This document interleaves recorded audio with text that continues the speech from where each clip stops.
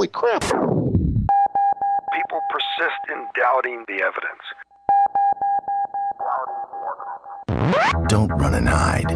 Don't be afraid. Don't turn away any longer. The truth will set you free. If the game is rigged, change the game. You're listening to Jimmy Church, Fade to Black. Game changer, game changer, game changer, game changer. The Game Changer Radio Network.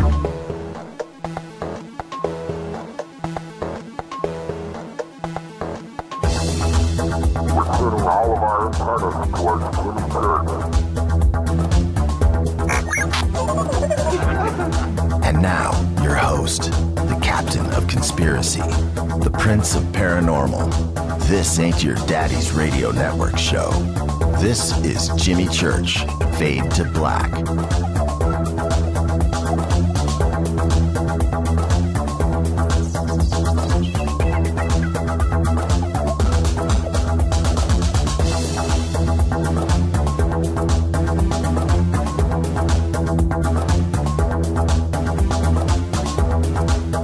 All right, let's go. Fade to Black. Bespoke radio for the masses. Today's Tuesday, April 21st, 111 days into the new year, 254 days left. You like the way that matches up? 111, 254. Let's do this, man. We are live from the City of Angels studios right here in downtown Burbank, California. Cold today. We're expecting rain. We are at the COA Vapors studio. Makers of Fade to Black e-juice, Fader Loops. Just go to the COA banner at www.jimmychurchradio.com. Get yourself some Saturday morning cereal.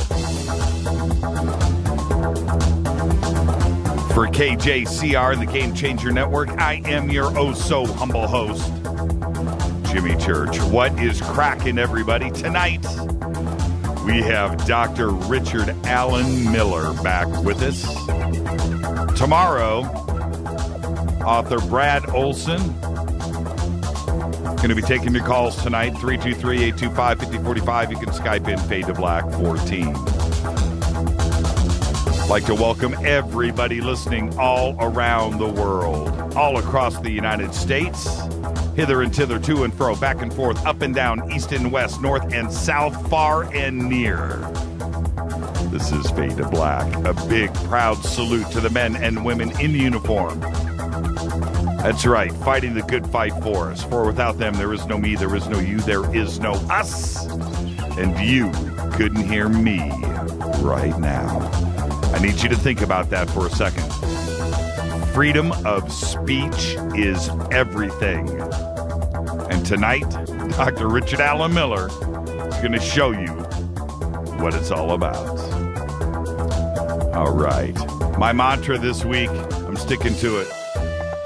Be cool. Be real cool. Don't forget about the podcast. Support the show. Please support the show. That's right. Just go to jimmychurchradio.com, click on podcast. $2 a month. $2 a month.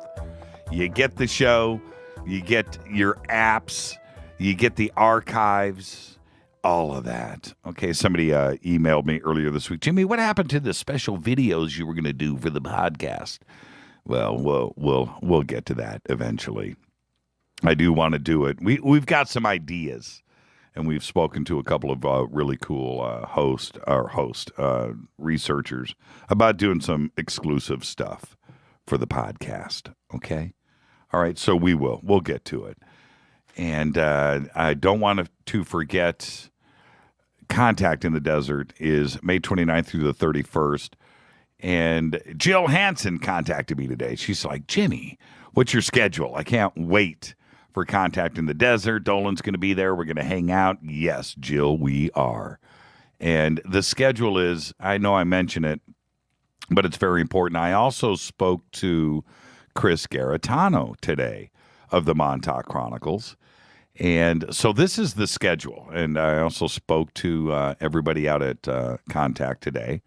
Kind of weird how things are synchronous, right? And they just happened all at once for one reason or another.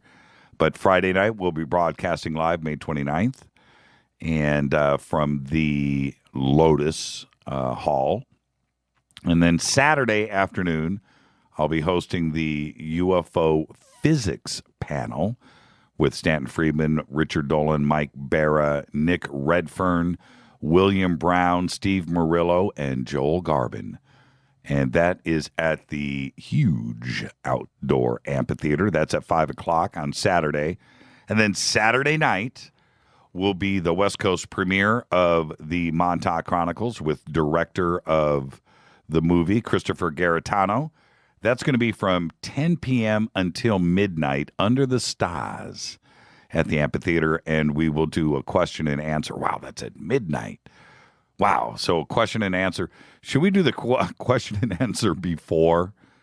I didn't even think about that. We should do the question and answer before so we can go drinking, get some drink on. But anyway, so that's Saturday, and then Sunday we'll be hanging out all day and meeting everyone and hanging out. So that's our schedule for Contact in the Desert. And I don't want everybody to forget our commitment and partnership with KGRA. Last month, KGRA and Fade to Black started out our quest to take over the world. And this week it continues, one show at a time. And tonight it continues with Dr. Richard Allen Miller. And I'm fired up. We always have a blast when he is on the show. The original Fox Mulder. And I didn't ask him about X-Files Part 2. So we'll have to see if he's involved and what he thinks about that. All right, so with that, let's get the show cracking. Don't forget this week, Friday, Episode 3 of Season 2, Hangar 1, will be Friday night, 10 p.m. EST, 7 p.m. PST on the History Channel. Check it out. This last episode was really, really good. And I enjoyed it. Lots of great feedback. And so this Friday is the next episode. I mentioned that over this past weekend that I hosted the 2015 Conscious Life Unsolved Mystery Seminar over at the LAX Hilton. And I will be hosting the next event, which is on Saturday, May 16th, also at the LAX Hilton with Sean Stone, Dean Ryan, Laura Eisenhower, and Sharon Sloss. The theme, conspiracy reality. This is going to be a barn burner. It's going to be sold out. Get your tickets early. Just go to consciouslife.com. It might be consciouslifeexpo.com. And check it out. Get your tickets, all right? And come out and hang out with all of us. That is going to be a biggie. And with that, let's get this show cracking. Today, Iggy Pop, the man, 68 years old. Still in great shape, too, huh? He's always looked good. Iggy Pop, 68. When I think of Iggy and the Stooges, I don't go that old school. I really dig Iggy Pop's metal album, Cold Metal. I think that's what it was called. The first track off of that album is called Cold Metal for sure. But Iggy Pop, 68 years old. Also today, Tony Danza, 64. Still looking good. Actor James McAvoy is 36. You know James. He was in The Last King of Scotland. He was excellent in that film. He's in the X-Men, Chronicles of Narnia. James McAvoy, 36 years old today. And a biggie, The Cure. The Cure's Robert Smith is 56 years old. Wonder if he's running around with smeared makeup right now at the age of 56. Dude made a pile of money, didn't he, off of The Cure? And we'll save that for the Twitter question of the night. Our dead guy's birthdays today is Anthony Quinn. Actor Anthony Quinn. 1915 to 2001. Died at the age of 86. Lived a long, good one. Happy birthday, Anthony. Of course, he was Zorba and Zorba the Greek. Lawrence of Arabia, The Guns of Navarone, which I just watched. Rita, when did we watch that? Last week, 7 days ago? And, love The Guns of Navarone. You know, there was no Navarone and there were no guns. It was all fictitious. But me growing up, I watched that movie every single year. Couldn't wait till The Guns of Navarone came. And Navarone. And I found out that it just, after we were watching it last week, I didn't know this. My whole life, I didn't realize there was no Navarone. I didn't know that. Okay, Space Boy, a little bit quick on the Twitter gun. You can follow us on Twitter at JChurchRadio. You can do that right now. Quinn was the first Mexican-American to win an Academy Award. And he won Oscars for Viva Zapata and Lust for Life. But I don't know if he ever played. Did he ever play a Mexican? Did he ever? He was always playing Italians, Greeks. And I'm not sure if he ever played his, that was strange to me. But anyway, Anthony Quinn, happy birthday. Guns of Navarone. I didn't know that. No real Scarface either, Jimmy. Fictional character. No, that's not true. Scarface was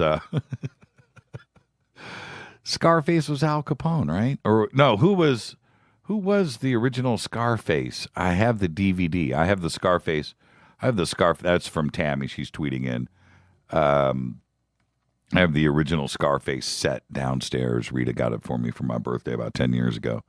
And it's the jewelry box. Remember that was full of blow, right, that he had on his desk. Well, that's what the DVD set came in, the special edition. And it came with The World Is My Oyster money clip, which I still have, and a couple of other things. But it was in this big alligator jewelry box, and we have it downstairs. I think we have two. Or no, we got one. We bought two.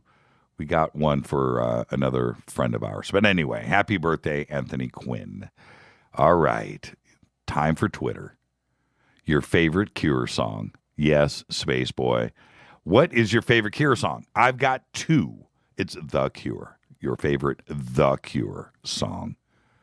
I have two. I got to go with Friday I'm in Love, first off. Got to. It's right there. And what about Just Like Heaven? Is it a tie? I mean, for me, what is your favorite Cure song? The Cure. You can't call them Cure. They're the Cure. Follow us on Twitter at JChurchRadio. Facebook is JimmyChurchRadio.com. That is the public figure page. YouTube is Fade to Black. Everything is Fade to Black or J Church Radio. It's easy to do. Tonight we have Dr. Richard Allen Miller. And tomorrow, author Brad Olson. You can email throughout the show. You know what to do. Jimmy at JimmyChurchRadio.com. You can also go to the contact page at JimmyChurchRadio.com, and you can do it in confidence if you're scared. Just make it good. Get it past the producers. Now, I want this to go out on Twitter real quick. Rita. And got an email today with a picture in it of craft in the sky. And the email, it's from Andy. It says, just emailed you a picture of a UFO taken on an iPhone over Southampton. You have to see this picture. Now, it's coming up here in Twitter in just a second. When you see this, now, out of we are very used to looking at pictures. Disc, triangles, V-shaped, square, rectangle, what have you. But this picture is not like anything I've ever seen. Rita, can we get that up on Twitter, please? I looked at it today about 20 times, and it's big. And it's different. And I want everybody's opinion on this. Andy, it is one of the most remarkable pictures of any UFO craft I have ever seen. We're going to get this up on the website, and I'm going to get some more information, and we're going to get this out. I want to know who in Southampton, who else saw this. The thing is humongous. It is absolutely incredible. We're up against a break. I don't see it in Twitter yet. Whoa, can you post the picture from Andy, please? Thank you. There it is. Thank you, whoa. I'm looking at it now. Go to Twitter, @JChurchRadio, hashtag F2B, and look at this picture. That is huge. That is different. That is not like anything you have ever seen. I don't know what this is. Is it a ring? Is it the edge of something? It is definitely huge. You can see the chemtrail off to the right in the upper right-hand corner of the picture. And then you can see the two edges of this ring-shaped craft, donut-shaped, or is there something in the middle? Okay, I don't know. But it is definitely huge. And get this out. Start retweeting. I'm retweeting now. This is an amazing photograph. Out of all of the UFO stuff I've seen over the years, I've never seen anything quite like this. This is remarkable. Thank you, Andy, for getting this into us. It is I think it's going to be a very important picture. Thank you so much. This is Fade to Black. On this day in history, in 753 BC, Rome was founded by Romulus and his twin brother Remus. That's right, April 21st, 753 BC, Rome was founded. And in 1992, executions resumed in California. Robert Alton Harris was executed in California's gas chamber after 13 years on death row. This is Fade to Black. I'm your host, Jimmy Church. Tonight, Richard Allen Miller is with us. We are on the Game Changer Network and KGRA, The Planet. I'll be back after this short break. Stay with us.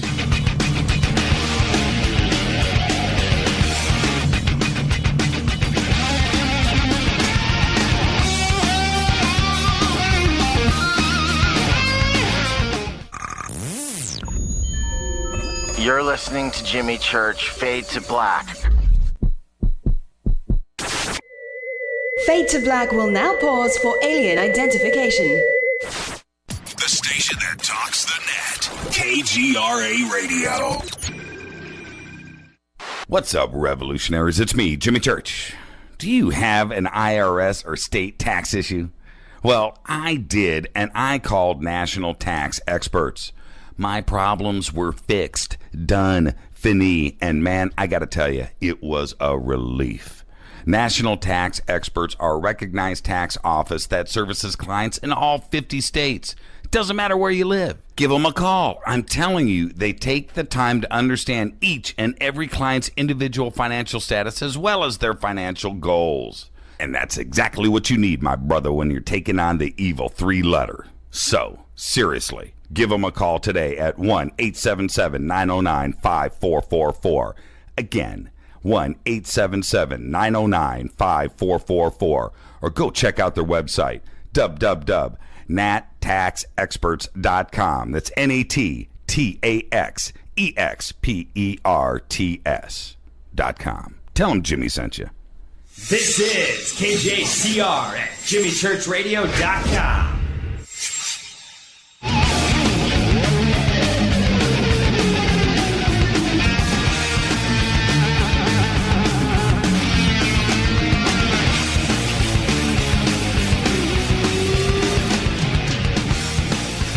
All right, everybody, welcome back. Fade to Black, bespoke radio for the masses on the Game Changer Network and KGRA, The Planet.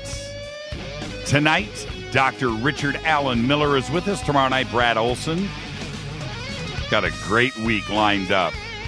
Got a couple of Fader facts for you, Fadernauts. Fader fact number one, astronauts Michael Collins, Buzz Aldrin, Neil Armstrong had to go through U.S. Customs to come back from the moon. Bet you didn't know that, did you? Fader fact number two for the day. Gandhi covered the 1932 Olympic Games in Los Angeles as a reporter. That's your Fader facts for the day.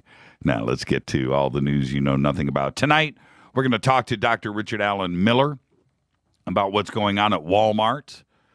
And yes, I got tons of email today. And I don't know what's going on with Operation Jade Helm 15, and the Walmart closings and how these are tied together. I researched all day long. It is definitely heating up. I saw some video today of I guess it was National Guard in downtown Tampa doing this thing overnight with helicopters. Pretty crazy, uncomfortable.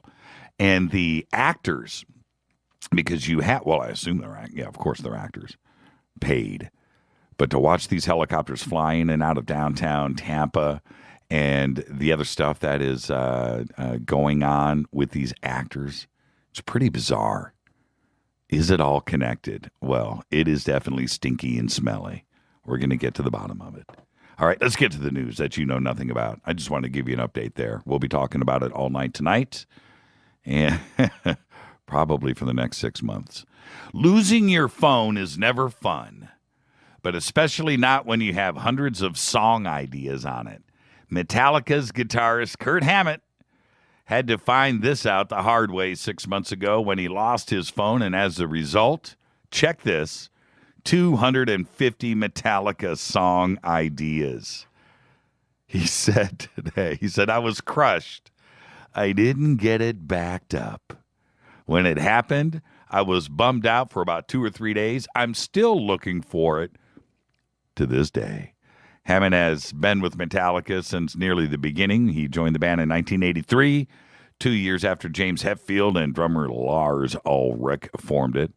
The current foursome hasn't released a new album since 2008's Death's Magnetic, but Hammett told NME today that the band is working on a new record that's super riffy and super heavy, but it doesn't have those songs that were on my iPhone.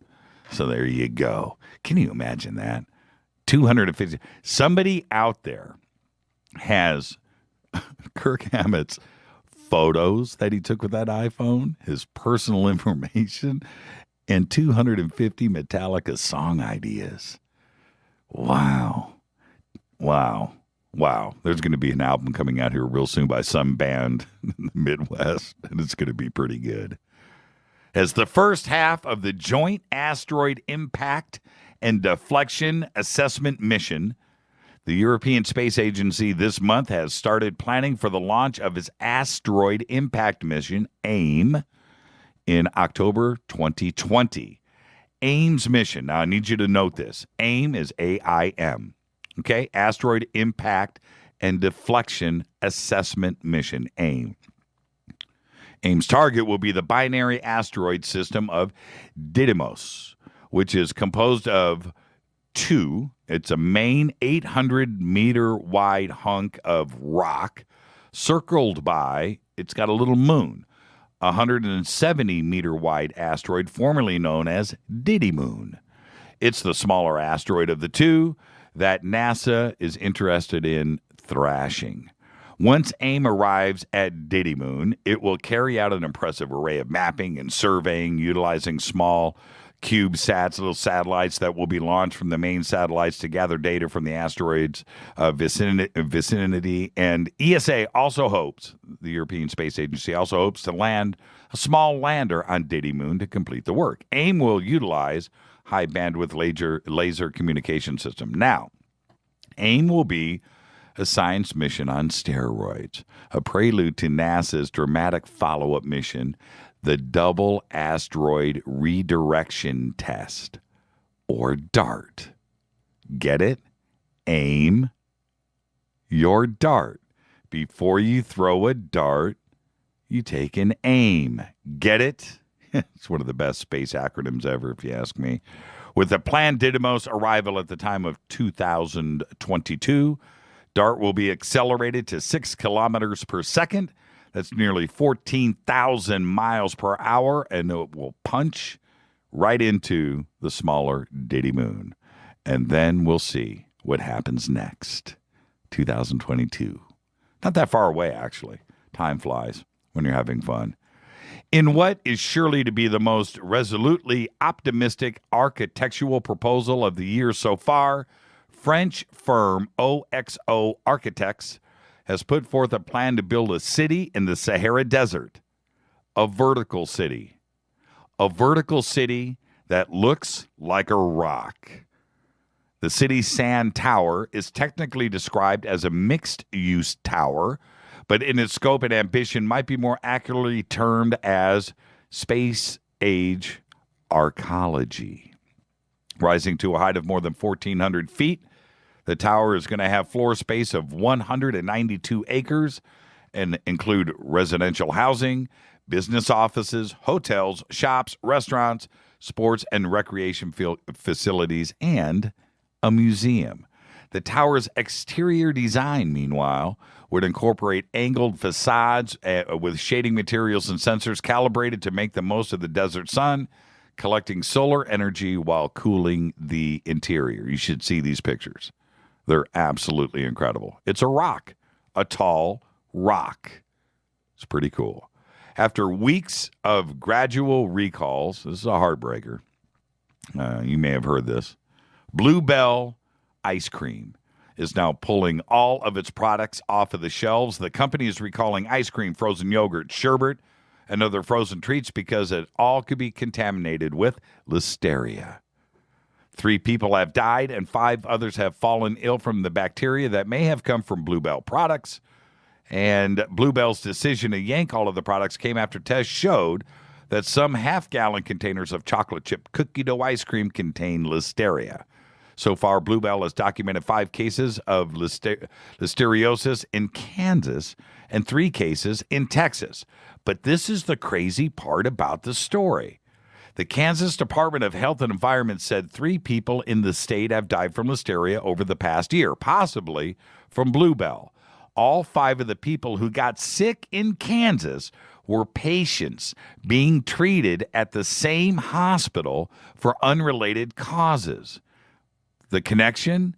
They all ate those little Bluebell mini 5-ounce containers of ice cream while in the hospital being treated for something else. Came down with listeria. A newly discovered species of glass frog looks an awful lot like Kermit the Frog. That's right. Have you seen the pictures? Bulging white eyes, Kelly green skin. It's Kermit. This frog looks like Kermit, but it's a real frog. But the name's not nearly so catchy as its famous counterpart. I can't even say the name. It is Hyalonbactrachium or Diane's bare-chested glass frog. Scientists found the species at the Caribbean slopes of Costa Rica. The big news for the scientific community is, though, the last time a glass frog was found in Costa Rica, a new one, was back in 1973, according to the Costa Rican Amphibian Research Center. And 2 other stories I got to get in here before this. Too important, or maybe I should hold off.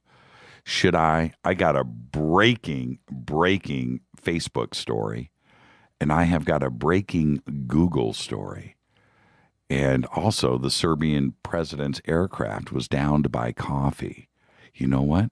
We're going to save that for after Richard Allen Miller, because this stuff is good. So let's do it. Let's take our break. Let's do it.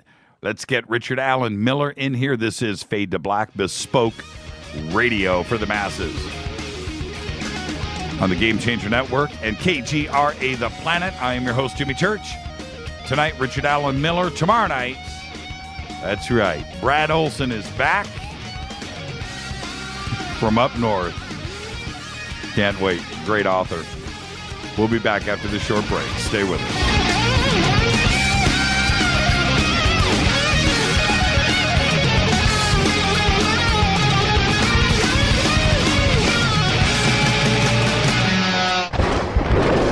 This is Fade to Black with Jimmy Church on the Game Changer Radio Network and KGRA, the Global Radio Alliance. The station that talks the net. KGRA Radio. Hi, this is Jimmy Church of Fade to Black. Today, everybody, the Fadernauts and planet Earth is vaping. And I'm very proud to announce our very own e-juice. When we were approached by City of Angels Vapor about Fade to Black e-juice, I wanted to make sure that it was the very best and that the flavors were something that I could create myself. And we did just that. Introducing Fade to Black Fader Loops. This will take you right back to Saturday morning cartoons and your favorite bowl of fruity, loopy cereal. Just click on the banner or go to www.coavapor.com. Enter the promo code Jimmy for the Fader Not special. That's www.coavapor.com. Go back, Lee Tappy. Imagine no longer being tied down to your computer, but having the freedom to take live talk radio with you anywhere you go. TalkStream Live introduces our first ever iPhone application. The talk shows you follow now follow you. And your iPhone is now the fastest and easiest way to stay connected to the best talk radio on the internet. Let TalkStream Live transform the way you listen to radio. Listen to live talk shows 24 hours a day, 7 days a week. Mobile talk radio from TalkStream Live. Now available in the iTunes App Store. This is Toby Kebbell. You're listening to JimmyChurchRadio.com. Don't hurt me, Jimmy.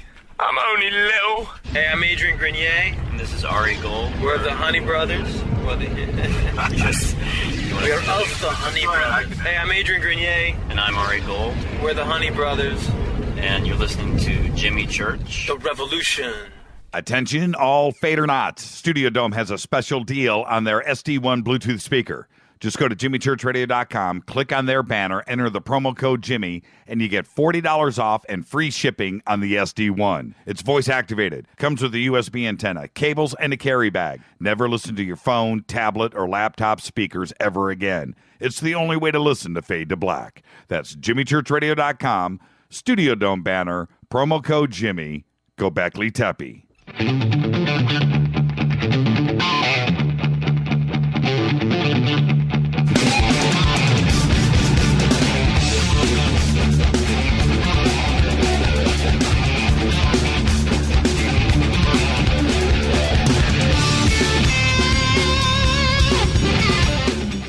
Yeah, Fade to Black, the Tuesday edition. How you doing? So excited. Tonight we have Dr. Richard Allen Miller back with us. Tomorrow night, Brad Olson. Don't forget to follow us on Twitter at JChurchRadio. You can also shoot me an email throughout the show, Jimmy@jimmychurchradio.com. If you have any questions for myself or the good doctor, you can do that at hashtag F2B on Twitter. I'm looking here to my left, and there's already questions coming in for Richard Allen Miller. If you want to do that, you can do that. You can also, of course, email us, and you can go to the contact page, jimmychurchradio.com, and do so directly there, where we use non-NSA, specially encrypted computers. And we do that just for Dr. Richard Allen Miller. Let's get with it. He is with us right now in the batter's box. He's an author, a researcher. He reveals a depth of knowledge and experience in alternative agriculture, physics, and metaphysics. Yes, Dr. Miller began working in the secret world of Navy intel. That's right, the SEALs, and then the MRU in the late 1960s. His writings reveal a depth of knowledge and experience in three major fields: alternative agriculture, physics, and metaphysics. Before many leading-edge concepts became trendy topics, Miller was and is the international front lines of research, experimentation, and documentation. Today, Miller writes for Nexus magazine and is a preferred guest on all of the internet and terrestrial radio shows. In the 21st century, Miller is re-emerging at a critical time in humanity's evolution, where metaphysics and practical survival converge. I would like to welcome back to the show our good friend, Dr. Richard Allen Miller. How are you tonight, Doctor? I'm good, thank you. You sound good. Yeah, my stock response is that I'm going bald from unnatural causes. I just got back from Indianapolis, and we spoke earlier about that being your hometown. They did their first, it was a gun show, a large gun show that basically was turned into a prepper. This is their first prepper entry of 4 they're going to do this year throughout the North America. It's really interesting to see the kinds of questions and concerns people have now. What were they? Well, should we see? I know. See, Doctor. Yeah, this is why I love having you on the show. I just don't know what to expect. I don't know if we should jump into a little background on you first. For any new listeners that have never heard you on the show before, we could do that, or because now that you've got my interest going on the gun show and the prepper, they can do their homework, and I'm raising the bar on intellect. I'd like everybody to be slightly out of having to struggle with everything that I have to say. It's time. America is ignorant, ill-informed, and complacent. And what's needed now is not so much a shock, but to be, start talking the truth on what's literally happening. Indianapolis is not the America I grew up in. It's completely a different thing. Almost half the houses in this one neighborhood were boarded up. Ghettos, like we don't have on the West Coast. Even in Watts, it isn't like that. I've never seen anything like it. Mexico City. Sorry, but it's a shame. We have, Skype is breaking up a little bit. I think what I want to do, I'm going to jump into a break, Doctor, because we're going to be talking all night, and I'm going to get you back in on a landline. Okay. Yeah, it's just breaking up just a little bit. I don't know if it's your microphone or not, so let's just. It is so much that it's, and I want to say this, a CenturyLink. It's the worst of all the carriers I've ever had. I've had Charter for 15 years, and now I'm with CenturyLink. And their bandwidth is terrible. Yeah, you're clipping in and out. So why don't we just do that? Let's go ahead and take a quick break, and we'll bring you back in via a phone line. Thank you. You All bet. right, let's do it. This is Fade to Black. It happens, but I'd rather reset at the top of the show than do this for 30 minutes and then reset. No, let's do it now. Let's bring in Dr. Richard Allen Miller correctly for the next 2.5 hours. I'll be back after this short break. Stay with us.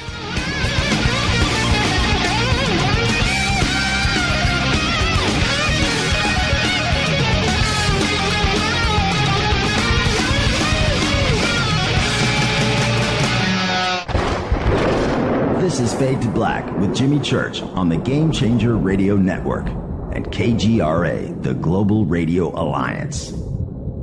The station that talks the net. KGRA Radio.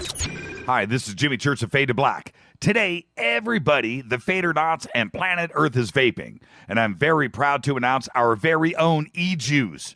When we were approached by City of Angels Vapor about Fade to Black e-juice, I wanted to make sure that it was the very best and that the flavors were something that I could create myself. And we did just that. Introducing Fade to Black Fader Loops. This will take you right back to Saturday morning cartoons and your favorite bowl of fruity, loopy cereal. Just click on the banner or go to www.coavapor.com. Enter the promo code Jimmy for the Fader Not special. That's www.coavapor.com. Go back, Lee Tappy. Imagine no longer being tied down to your computer, but having the freedom to take live talk radio with you anywhere you go. TalkStream Live introduces our first ever iPhone application. The talk shows you follow now follow you. And your iPhone is now the fastest and easiest way to stay connected to the best talk radio on the internet. Let TalkStream Live transform the way you listen to radio. Listen to live talk shows 24 hours a day, 7 days a week. Mobile talk radio from TalkStream Live. Now available in the iTunes App Store. This is Toby Kebbell. You're listening to JimmyChurchRadio.com. Don't hurt me, Jimmy. I'm only little. Hey, I'm Adrian Grenier. And this is Ari Gold. We're the Honey Brothers. We're of the Honey Brothers. Hey, I'm Adrian Grenier. And I'm Ari Gold. We're the Honey Brothers. And you're listening to Jimmy Church. The Revolution. Attention, all Fadernauts. Studio Dome has a special deal on their SD1 Bluetooth speaker. Just go to jimmychurchradio.com, click on their banner, enter the promo code Jimmy, and you get $40 off and free shipping on the SD1. It's voice activated, comes with a USB antenna, cables, and a carry bag. Never listen to your phone, tablet, or laptop speakers ever again. It's the only way to listen to Fade to Black. That's jimmychurchradio.com, Studio Dome banner, promo code Jimmy. Go Beckley Teppy.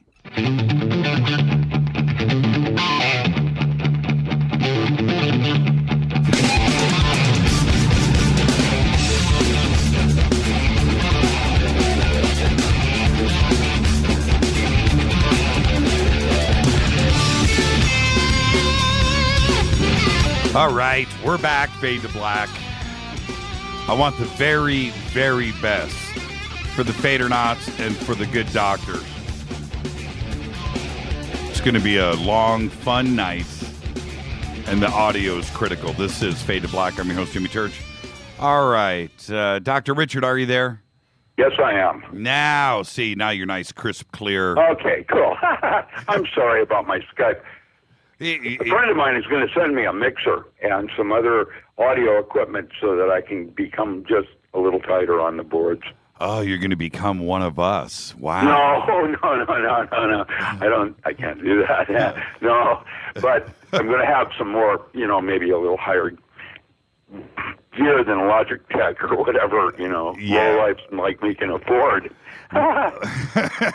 Well, you sound great now. So, okay. Thank you. Yeah, thank you. So you did this prepper conference out in Indianapolis, and I know you got back into the state yesterday, and you were saying that you were getting some interesting questions. What is the public trying to get answers on? Most people don't realize that we have a real serious brick wall that civilization, entire Earth, is about to face.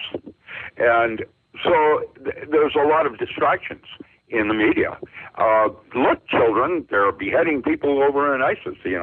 Look, children, gold's down 7 points, whatever. When, in fact, we have a series of events that should have happened and have been, for whatever reasons, stalled using geoengineering and other things like that. What the movie would suggest is called The Day After Tomorrow. Now, everything in the universe, our universe, keys off the sun. Whatever the sun is doing is what's going to happen on Earth. And the sun's heating up. And the sun, that means there is not just global warming on Earth, there's global warming on Mars and Pluto. Now, why? Well, we're not sure, except we know that celestial objects affect the sun, and that entry of a comet or something else that has any kind of serious mass will, in fact, affect coronal mass, ejections from the sun, etc. Last month, the sun did a burp, which was not a CMA. It was actually a plasma filament. It went off in the opposite directions, that if it had gone off at Earth, we would have been back in the Stone Age. And the problem that we have with that is that means the grid is down across the board, not just in localities, but everywhere. And how do you do all the 400 Chernobyls? Now, this is like a serious problem that nobody's addressing. And it gets worse when you realize that Antarctica yesterday was 64 degrees. And Greenland's major glaciers are melting so quickly now that there's concern about some of the minerals that are going into the ocean, not just the desalination of the sea. The desalination of the sea is what causes ice ages. That's why global warming is very serious, because the desalination of the sea changes the ocean currents. And you have a superstorm, just like in the movie, where the temperature drops 10 degrees every second. And it goes down to the temperatures you would normally enjoy on Mars, minus 100 Fahrenheit. Now, it drops so quickly that nothing can survive that, including soil organisms or seed. And that means that wherever this happens, for the next, thousands of years, that soil is going to be kind of like a desert, and like the sands of Mars. And this happens every 3,600 years or so. There are cultures that have come out of caves where they left drawings of what happened. There they are. In other words, we've known about this for several hundred years. The Clovis culture down in Peru has pictures of the sun burping, and then what happens next in the caves. And when they came out of the caves, of course, they don't have their electricity, MTV, or Starbucks coffee. What they have is what they went into the cave with. And so here we are at a time when the salinization of the oceans are turning into a superstorm, and we're watching abnormalities everywhere. And if you saw the movie, if you remember, it starts in Japan with ice hail. Now, I had pictures just last month of fish falling out of the sky. And this morning, Norway is reporting earthworms. How does that work? This is like biblical. Right, I mean, right. This is, well, I don't understand how that part works. Well, I have two questions, and I hope that you can answer them. Number one, could we survive like the Eskimos survive? No. It won't be like Eskimos and nookie. No. It's going to be civilization change, like, Atlantis going to Greece. This is it. It's happening. Right now, all the top scientists are trying to say it, and of course your media is not reporting any of that at all. What about, then what happens with this kind of temperature drop? What happens to the oceans? Do the oceans Well, the ocean is literally probably going to rise about 60 meters, like it does in the movie, where New York goes underwater, it freezes, ships and wildlife and all the rest of it until the temperature really drops cold. What this is a mini ice age. It's a reboot of the ocean currents. The ocean currents of air currents in Europe, there used to be 7 of them. Now there's only 4. And I don't know if it's true or not, but it was suggested that the BP oil spill was to stop and contain the Gulf Stream change. Now, whether or not that's true or disinformation, what is true is that geoengineering is not coming. The skies that I currently enjoy in Grants Pass, Oregon, are not U.S. planes. They came out of Chilliwack, Canada. That's a UN project. And so my guess is, best I can connect dots, is that they're trying to stave off an event that should have already happened so that the 1%ers can bug in. Bugging in and bugging out, those are your options. And that's why there's a lot of people moving down into Costa Rica. There's other reasons for that, but that place is honeycombed with volcanoes, and if the sun burps like it's going to, we're going to see a near extinction event.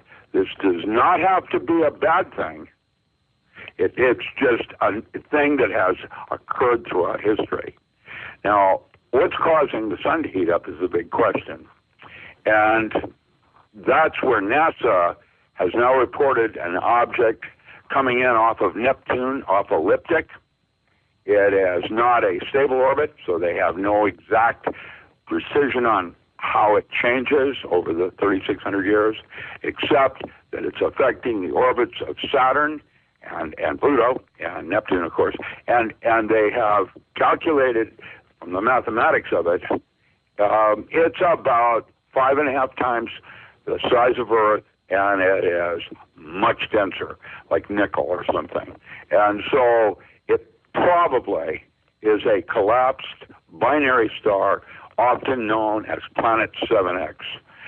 There's books out on it, the Nibiru, that kind of thing, but nobody knows.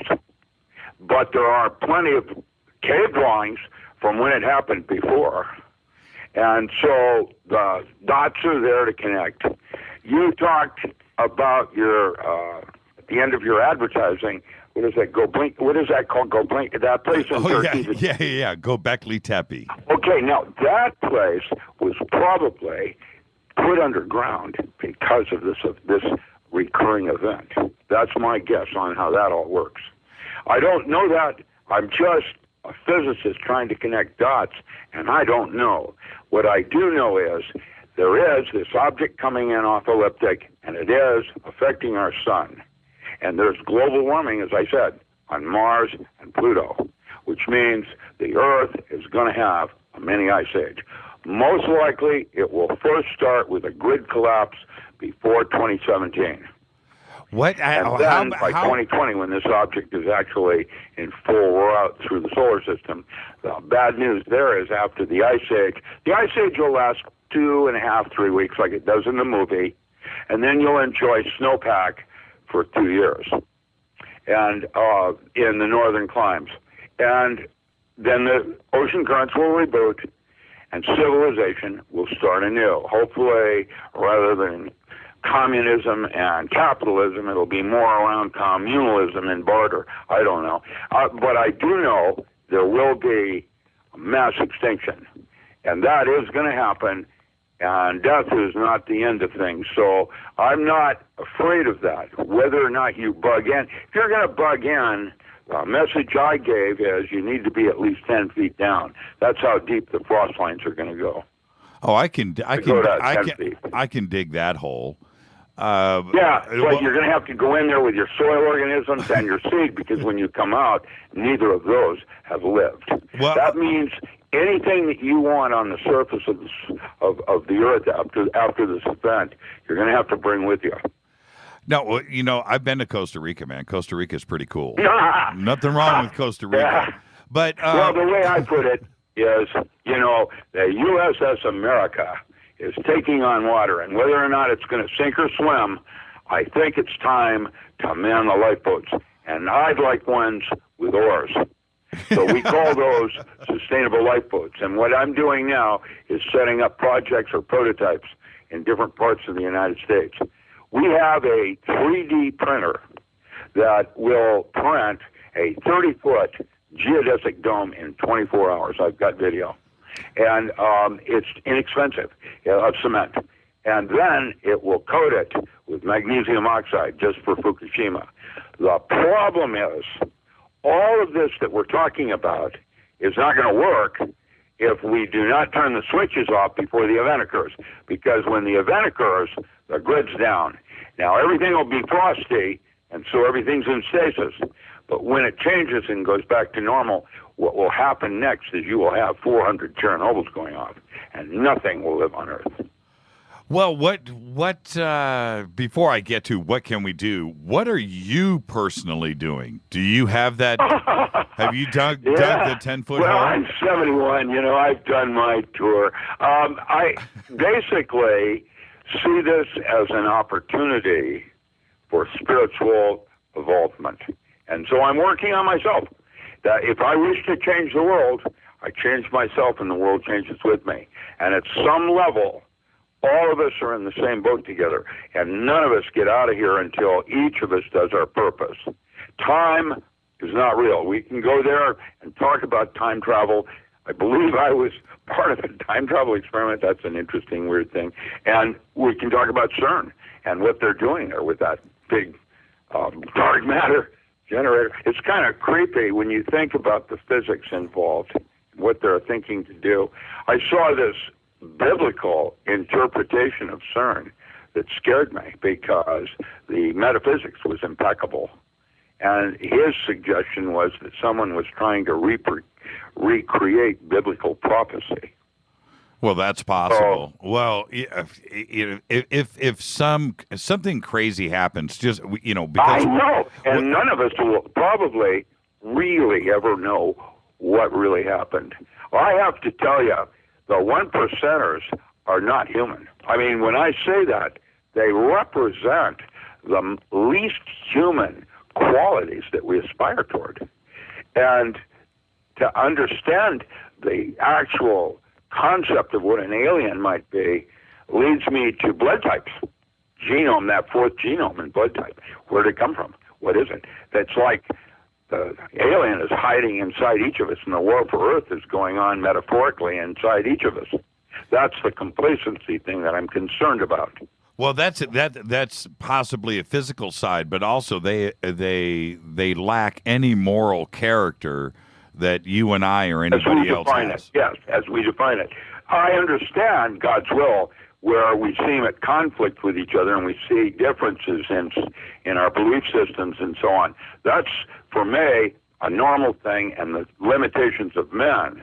What I'm concerned about is that there are life forms that thrive at Chernobyl and now Fukushima. Oh, sure. The black slime mold from Galactic Central. Yes. Yeah, like they're terraforming us or some weird thing. I think that this object that's coming in, it's like Nibiru Planet 7X is what it's called. There's a guy, Joe Clark, that has written Mercury Rising, the Seventh Planet. It's an excellent book on it. It's like Sitchin and others that have strong anthropological arguments from historical documents and things like that. And it has occurred in the past. We've found, mastodon with, food in their mouth where they were frozen and killed instantly, just like in the movie. When the helicopter crashes and the guy pokes his head out the window to see what's going on and instantly is frozen. There's one thing that I want to back up for a second, and I do want to get back to Neptune too. I don't want this to get away from us, but when we talk about 1%ers, it's not even that anymore. It's the 1% of the 1%ers. That's where all the money is. King of the earth, the 1%ers are broke compared to the 1% of the 1%ers. And when I talk about lack of moral character, all they would have to do is come off of a small fraction of their wealth, and they could take care of the entire planet, all of the hunger, all of the housing, all of the issues, all of the education, all of the health problems. Everything could be just done, but they don't care. That's the lack of moral character that I'm talking about. Or there's a conflict of interest or something like that. Yeah, I don't have those answers. My pay grade doesn't even get me up near there. Where I am right now is dealing with some individuals that while they know that money is a theatrical prop, have invested some of their fortunes for their grandchildren having a seat on a sustainable lifeboat.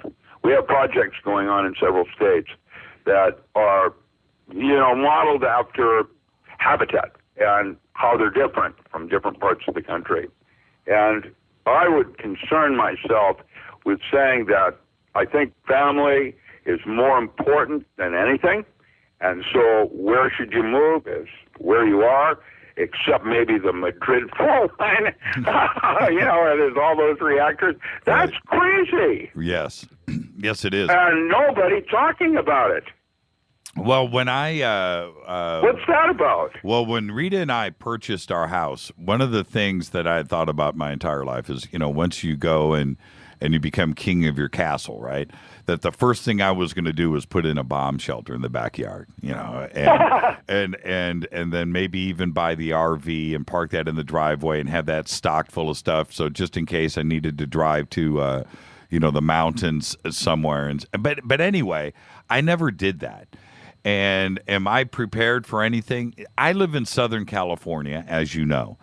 And one of the things that I have gone through here time after time, are earthquakes.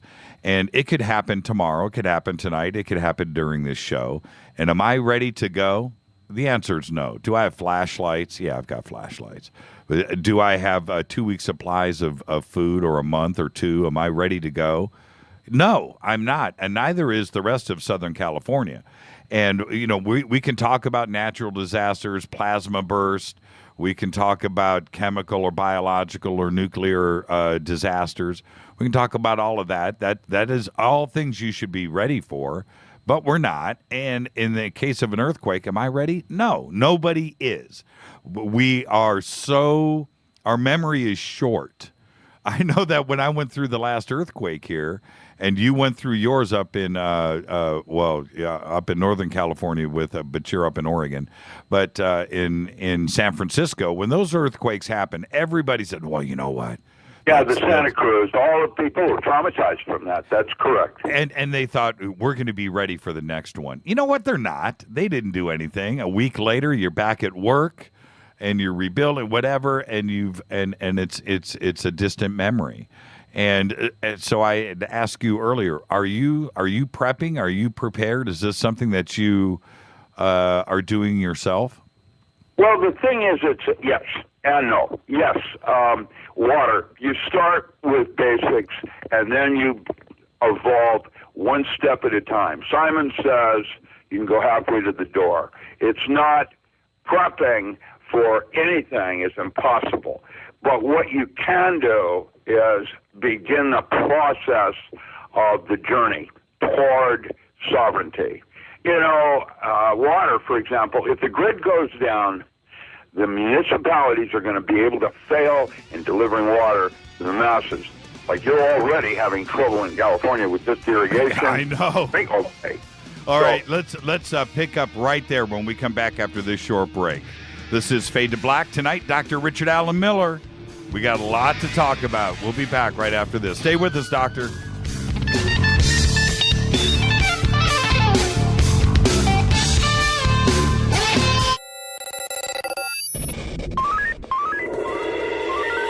Way out here, we listen to Jimmy Church. You're listening to Fade to Black. Alternative Talk, KGRA. This is Jimmy Church of Fade to Black. May arrives soon, and with it comes another Contact in the Desert. So join me in Joshua Tree, California, for the 3rd annual Contact in the Desert Conference being held May 29th through the 31st. 2015 brings another awesome lineup of speakers, including publisher of Legendary Times, Giorgio Tsoukalos, New York Times bestselling author David Wilcock, journalist and conspiracy expert Jim Mars, former head of UFO Project for the MOD Nick Pope, investigative reporter Linda Moulton Howe, author and contactee Travis Walton, UFO historian Richard Dolan, and many more. You don't want to miss this. Fade to Black and KGRA will be there broadcasting live May 29th. Just visit contactinthedesert.com for tickets and information. That's contactinthedesert.com. ¿Qué tal, mis amigos? Yo soy Mario Carson, el tiburón, y los invito para que escuchen a mi buen amigo Jimmy Church Radio. ¡Claro que sí! Did you ever turn to your radio for your favorite talk show to find that it's been preempted for this? In the air, to deep right center. Back goes Lewis to the wall, and it's all here! Or this? And I'm ashamed of you, Hillary, for voting for it. Do you have a favorite talk radio program that's not available in your city? Just go to TalkStreamLive.com for links to the best streaming talk radio shows. At TalkStream Live, you will find live talk shows 24 hours a day, 7 days a week. All your favorites are here. With such a large selection, you will also discover some new favorites. On the go and still want to listen? With a mobile smartphone, simply type TalkStream Live on your internet browser. Now you can take internet radio with you. You will also find hundreds of music, news, and sports streams. Best of all, the TalkStream Live directory is free and there's never a login required. Remember TalkStreamLive.com, the fastest route between you and your favorite talk radio show. You are listening to Fade to Black with Jimmy Church on the Game Changer Network. Oi, oi, I'm Reese Evans. You're listening to Jimmy Church. This is Revolution. The revolution will not be televised. The revolution is on radio. Ciao.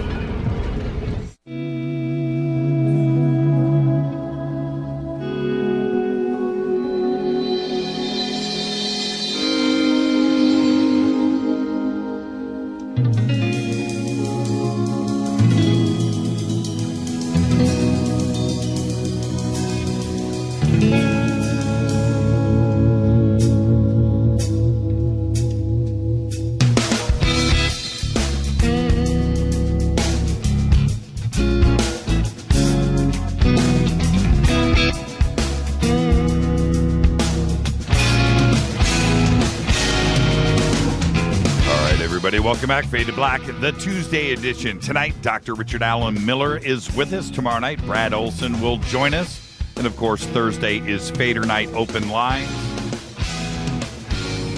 All right. Doctor, before the break, we were talking about what we can do to prep, and you were saying something that makes a lot of sense. I mean, to all of us. I mean, you start with water. I mean, without water, you got nothing. So you need to start. Well, you got 3 minutes for air, 3 days for water, and 3 weeks for food. That's your law of threes. Just remember that. It may save your life. Water is where everything starts and ends with dehydration, exhaustion, and any kind of illness. It all starts with water. If your water isn't right, you're going to get sick right out of the gate.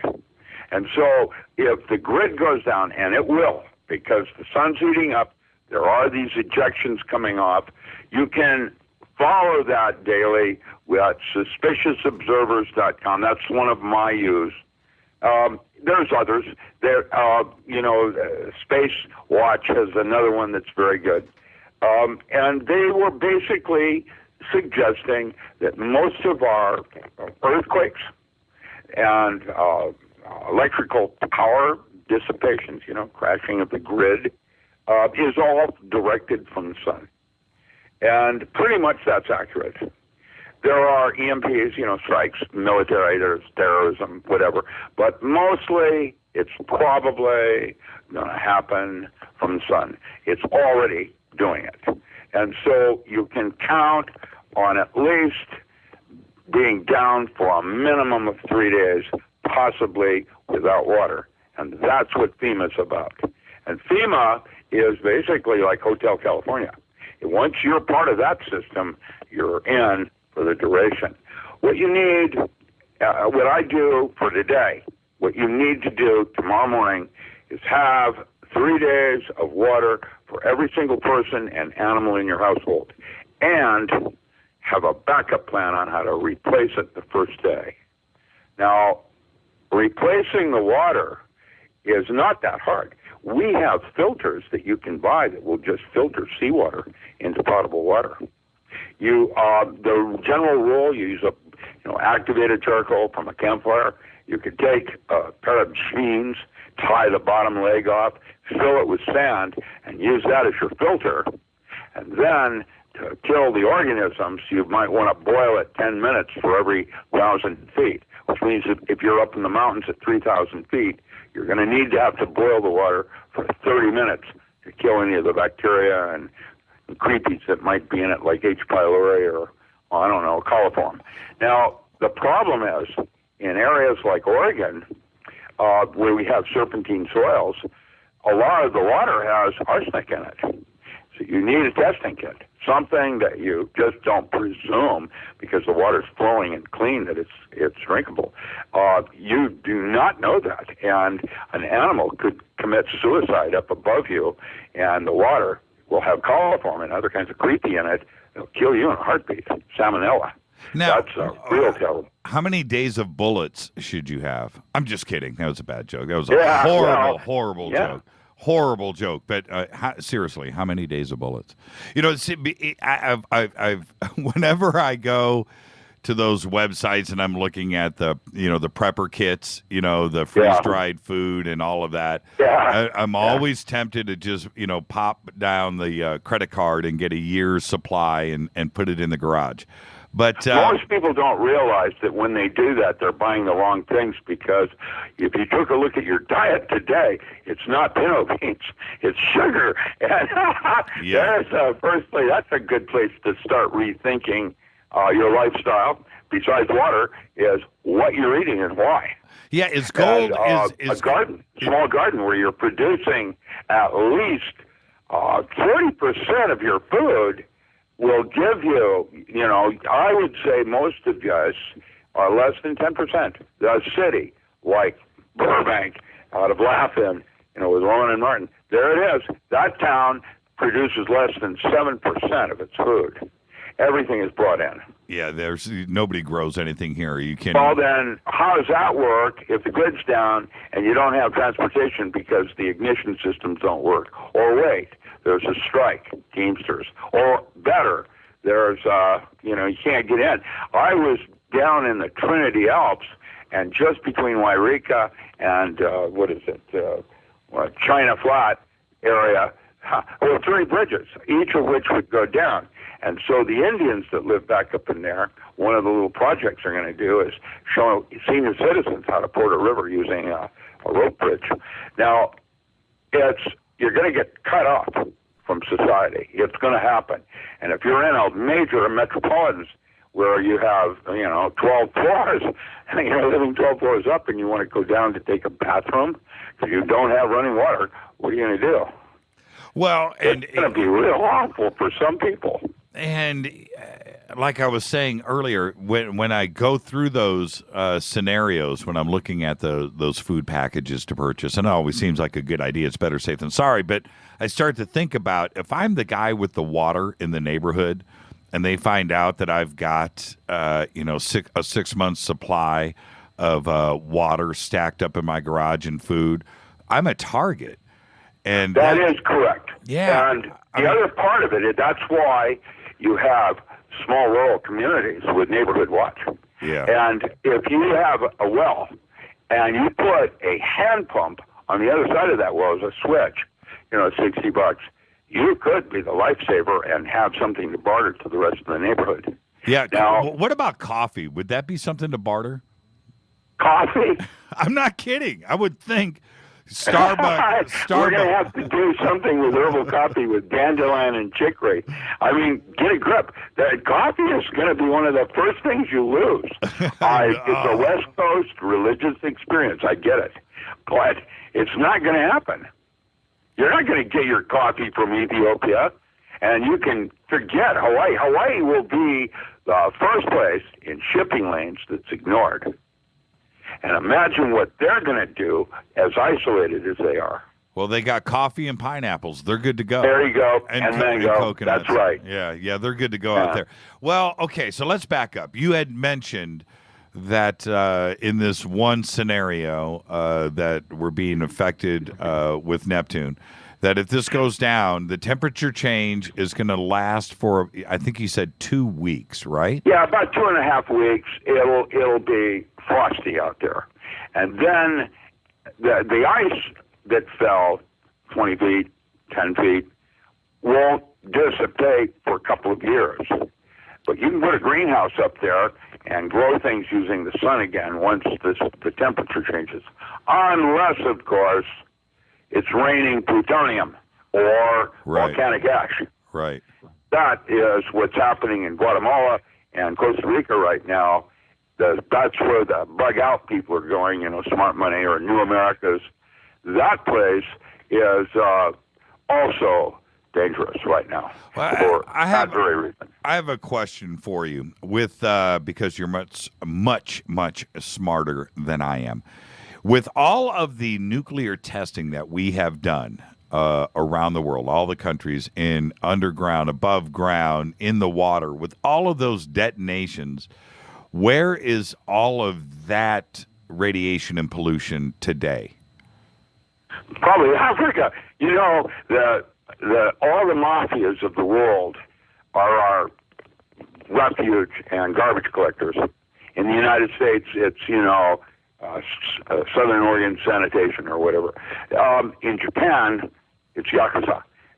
In Germany, it is. They have been collecting all the radioactive waste from Europe and burying it in all places in Africa.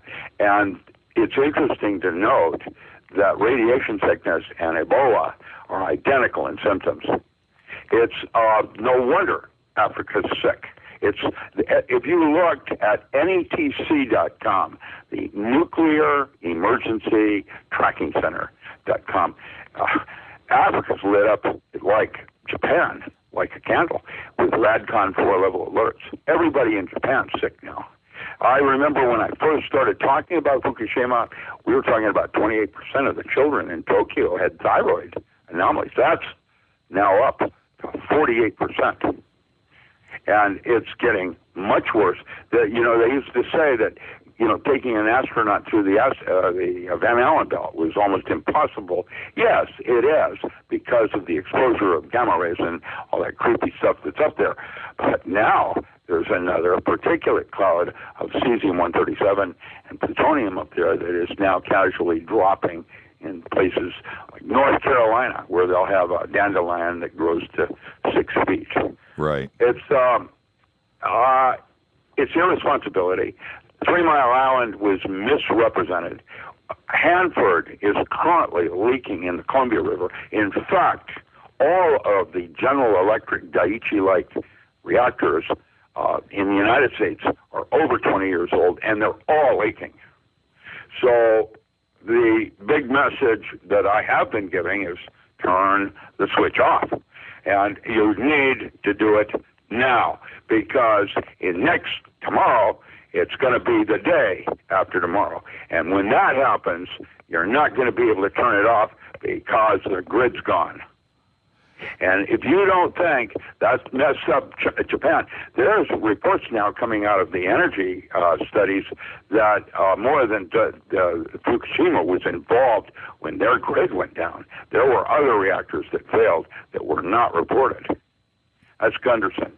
And so I don't know what it all means, but I can tell you that we're not being told the truth by anybody. What about with this event? There's I had read. I don't know if you heard this during the news in the opening of the show, that NASA has their new projects. One is called AIM and one is called DART. And it is the asteroid detection system. That's the AIM, and then the DART is the asteroid destruction redirection system. And they had that previously.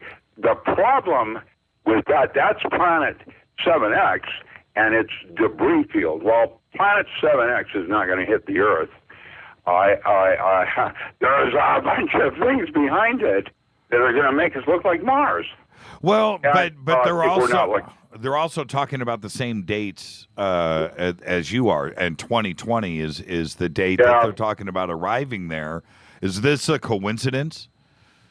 No, it's NASA. It has a document that is exceptional. It's called the Future Weapons of War, the War After Next.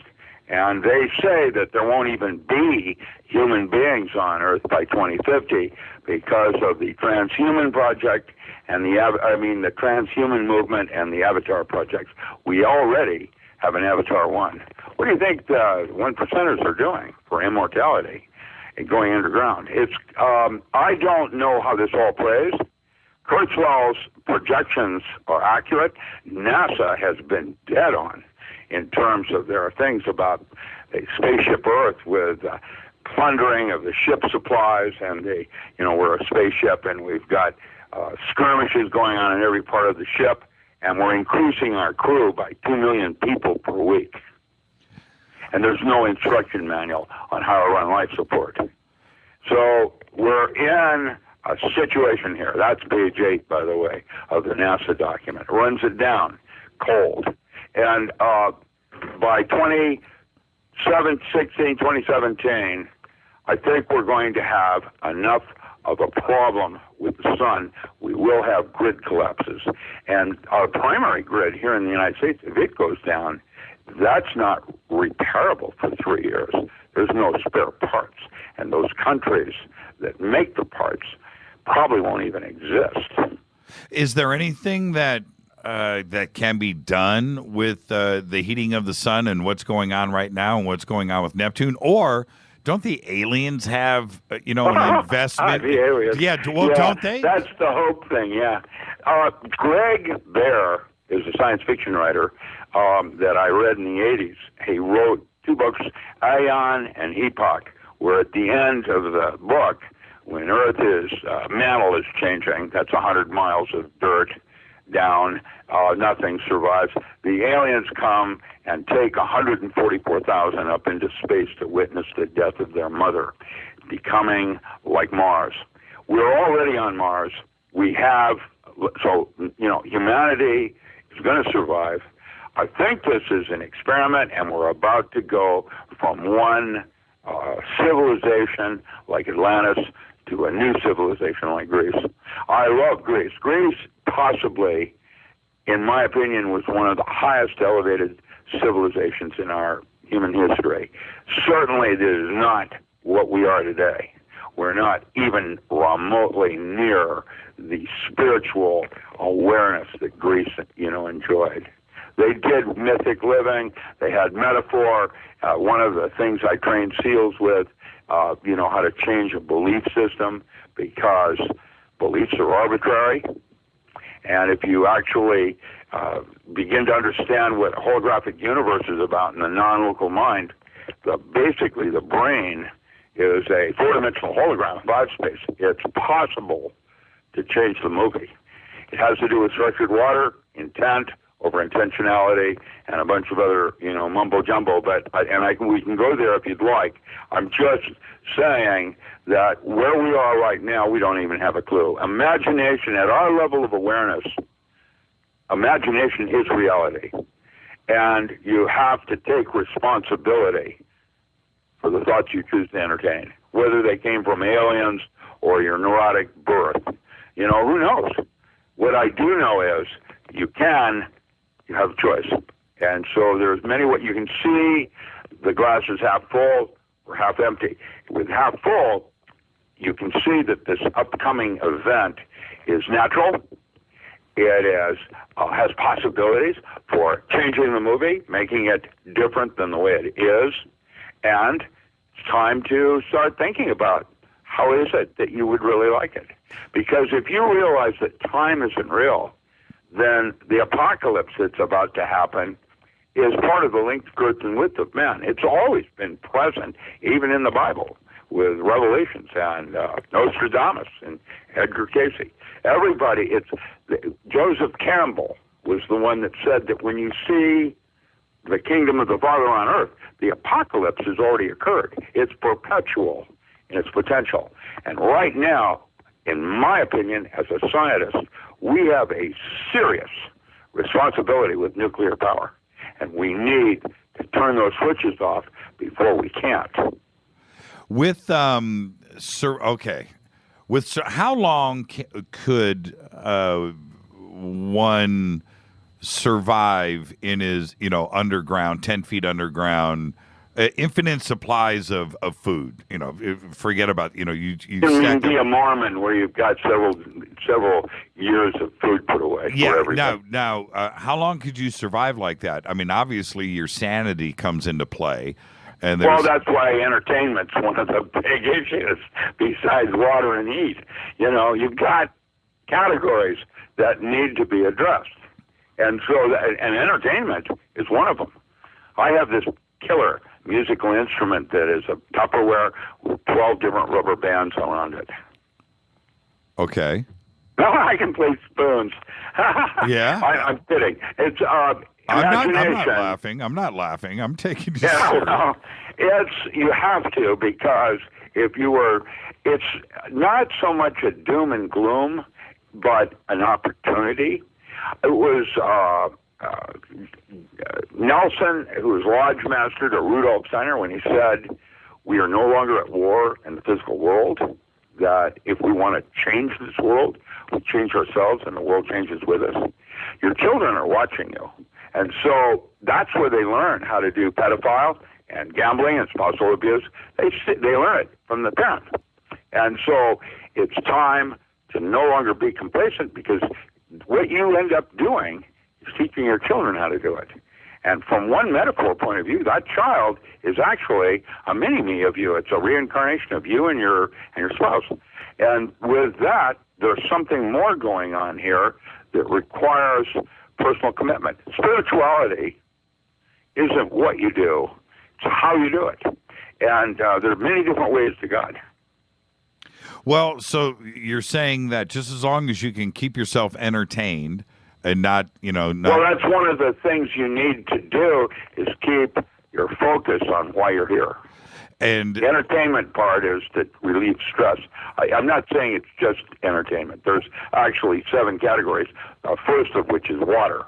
Well, what I'm trying to tell you is that there's categories that you need to start doing. I would recommend that everybody start a garden this year, even if it's just a flower garden. Well, but if you're underground, I don't know what the flower We can garden do is. that with aquaculture. The military sent me in a couple of weeks back to look at this aquaculture system up on Weimar that goes for a bunker. And that was 258 feet long and had a throughput of 50,000 head of lettuce 24/7 every day. Kind of like growing pot indoors. Same idea. Yeah. With now what they're doing instead of sodium lights, this system was using sodium, but the new LEDs are tailored toward crop groups that require different bandwidths and frequencies and so on. And you can be really efficient with your lighting and heating systems. This guy had designed his greenhouse so that he could open up and have a wind during the evening going through his thing to cool the plants from the hot of day. And I watched in an aquaculture system, which is more sophisticated than a hydroponic system that I worked on, this kind of a system where they have fish and an interface system where the fish are feeding the plant roots go directly into the water. I watched a plantlet that is just a seed go in 7 days to a full harvest. You can almost watch the plant grow. It grows that quickly. The nutrient is directly delivered to the plant, and the fish is a closed system with the types of bacteria and other kinds of nutrients that you put into it, kinds of minerals, so that it's a closed system. You don't ever need to even change the water. Tammy Norton just tweeted, she said, and you need 15 rabbits for fertilizer. Well, okay, the actual formula that I worked with Lunar Base Alpha 1 with Art Pilgrim at the Boeing Scientific Research Laboratories back in 1970. Right. And that later became the Space Center. And what we discovered there is that worm casings, equal amounts of worm casings, rabbit manure, and chicken manure. Those three substances was considered all the inorganic salts needed by plants. So enter the government, and they say it's illegal to use organic sources for your minerals. I heard coffee grounds were good too. Yes, well, coffee grounds is has tannins and other kinds of things in it which are natural insecticides.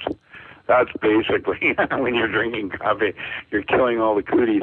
Well, I can't live without my coffee. Underground. Yeah, it's a religious experience on the West Coast. I went to the Midwest and they don't get it. No. They have Starbucks and they have the other, groping, but like Grants Pass, where I live, they have, Dutch Brothers. Oh, you guys still play around. That's in my little town. Yeah, I went back to Columbus for my brother's wedding back in October, right? And so I'm there, and I go down to the hotel's front desk, and I'm like, man, okay. Coffee. I need Starbucks. Well, we got a coffee. We got over there. We have a coffee that's already made here in the lobby. I said no. And the worst part is, and she goes, well, hold on, doctor. This is what she says. Well, I really don't know where there's one around here. I think they built one over at Route 7. It's about 20 minutes away. I was like, are you kidding me?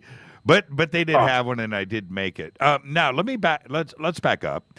So, how long do you need to stay underground? Let's say that something crazy's gone on. You've had the 2 weeks of freezing. You've had the thaw. Now we've had some nuclear problems with nuclear facilities around the world, and there's some contamination up on the surface. How long do we have to wait until all of that crap clears up? Probably forever. At least forever as far as you're concerned. It's not going to ever clean up. But we've done all this nuclear testing all around the world. We're kind of okay from that, aren't we? What's the difference? Okay, let's do it this way. The background radiation from Fukushima has, in North America, increased the background radiation by 10 times. Right now, is that dangerous? At 1,000 times, I would wear a dosimetry badge and watch my radiation exposure levels. At 100 times, it's like going through an airport with 7 gates, or flying from Asia to the United States. You know, flying exposes you to radiation levels that you do not enjoy on the surface because of the atmosphere filtering certain gamma and, not gamma rays, but beta and alpha waves. Now, it's everywhere. And so a background radiation of a 10 times increase, like in Burbank, from what it was before Fukushima, isn't going to probably mean anything to you, but it might be to your great-granddaughter. She's not going to like that with her undeveloped thyroid. And that's what's experiencing now, right now in Japan. 48% of the children have thyroid anomalies, and that is reported. And the worst part is, if you go to the state, Japan, the country, the agency, they will, pass you as clean, whereas if you go to a private doctor, they'll find problems. So it's not being reported, it's present, and now will probably require a whole new set of protocols in the way you come in from outside, where you leave your shoes outside and you take a shower before you walk into your bedroom. Is there what about iodine or some of the medication? Oh, that yeah, you can take? Those are for the thyroid, and there are tests to see if you've got things. There are new physics that's coming out with what's called fullerene waters that are quite remarkable. I have in 2 issues back in Nexus magazine, I talk about it.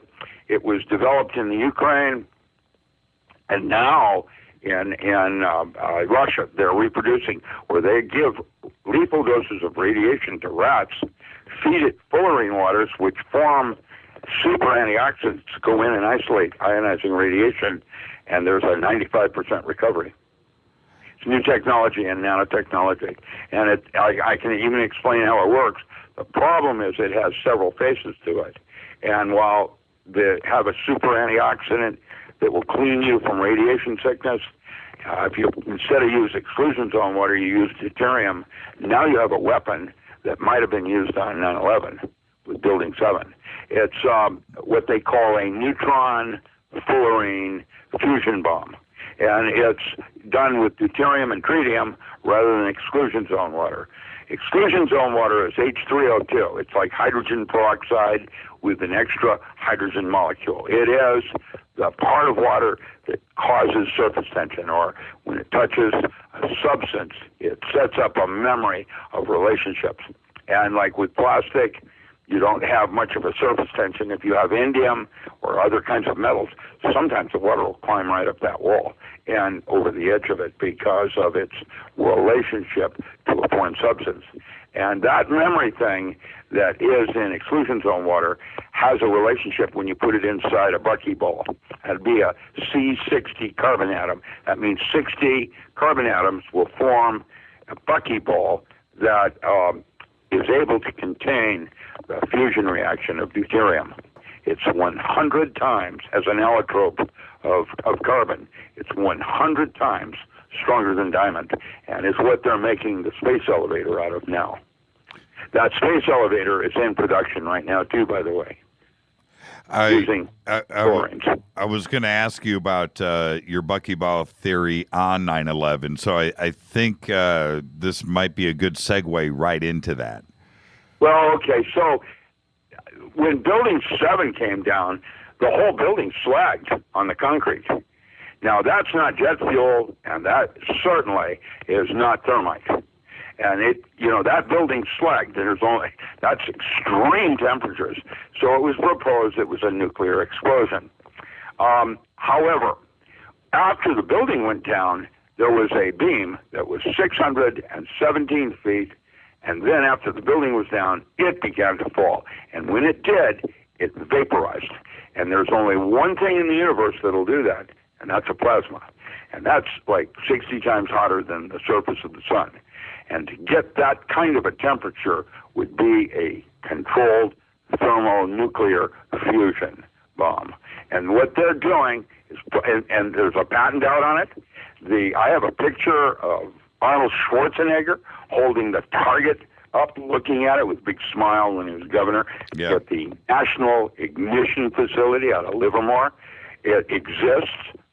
It was a Mossad weapon, probably deployed in Gaza and Baghdad Airport. It was given to the United States. I don't think the Mossad were involved with 9/11, but I know they knew about it. There's lots of stories on that part. And I think the whole thing was a false flag. There was a police chief that came in at 9/11 and was bitching to the universe for all his buddies that went in to try to save people, and a collateral damage purposefully done with intent. Why? Probably to get a terrorism bill through Congress, like we're going into Jade Helm and some of these weird things. Oath Keepers, we have all kinds of different things going on right now that people aren't even aware of, and the media isn't really covering it correctly.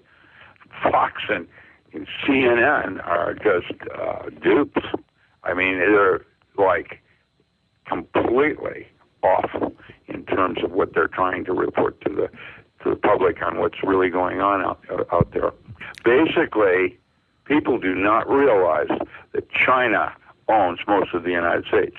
In the city of Grants Pass, China owns 50% of Grants Pass right now. And what we have is a Bundy Ranch-like situation going on right now in Merlin, Oregon. You can read about it with Oath Keepers, drawing a line, because China had the BLM go in to try to close down all the gold mines. The Bureau of Land Management? Bureau of Land Management? Right. I remember when BLM, back in the 80s, and the Forest Service, the upper managements were offered early retirement or hard time, and they took the early retirement, and there was a surge of women down below that moved into upper management, and they're just as corrupt. And I'm saying it up. BLM right now is breaking the law, and the Oath Keepers are saying over their dead body, they will not surrender their right to gold claims. Gold mine claims. China wants it. That's because they own us. Well, what about somebody said on my show last night, and I went and checked. I couldn't find out much about it today, but that China owns a chunk of Walmart. I thought that was, Sam Walton and the Walton family and Sam's Club. Everything in that store comes from China. There is no such thing as gross national product anymore. 20 years ago, when I was still farming, I did approximately 200 ton of feverfew herb out of Northern California, Fort Jones. It got shipped to China. They processed it into tablets and capsules and sold it through Costco as Kirkland brand. That happened. That was 20 years ago. That was the beginning of the end of cheapest in Best Buy. Those are the way everything used to be sold. It was either the cheapest, that's your Walmart, or Best Buy, American agriculture. American agriculture was always considered, you got more bang for your buck with American agriculture. That is no longer true. And it's today, there is no export. The longshoremen, if you look at Walmart stores, because of the strikes and all the things that just happened last month, the Walmart stores are only half full. Check this out. This is from Renee, one of our producers here. She says, Doctor, you advise activists to start locally. In Hawaii, a state that has more acreage of GMO crops than any other, the people of the 3 of the 4 largest Hawaiian islands of Kauai, Maui, and I'm really familiar with that. Well, hold on. Let me finish. And she says, in the Big Island of Hawaii, voted for free GMO for GMO-free agriculture. Yet, a judge ruled that this will of the people was invalid, since the state and federal agencies already regulate farming methods. What is one to do in a situation like this? Well, small community, close it, call it a kibbutzim. and be an infrastructure, what we call a sustainable lifeboat, where you're not talking about export, you're talking about barter. That started with the Rainbow family up in the Okinawans, and now it's the Oregon Country Fair out of Veneta. It's a barter fair, and that is our future, where you have small quantities of your infrastructure all as part of your lifestyle. And you start with your children, teaching them how to garden as a recreational sport. That's how you do it. You're not going to get there. Hawaii's not going to get there. In fact, I'm talking to Melvin Mason on the Big Island, who is the current kahuna, and it's terrible what's going on. The congressmen there are working for China, Monsanto. Okay, here's a better way to look at it. Right now, if you look at all these different corporations, just in the pharmaceutical trade, the top company is 40 times, its gross national product is 40 times bigger than the United States. And you come 40th down to Johnson & Johnson Wax, and they are 4 times bigger than the state of Oregon.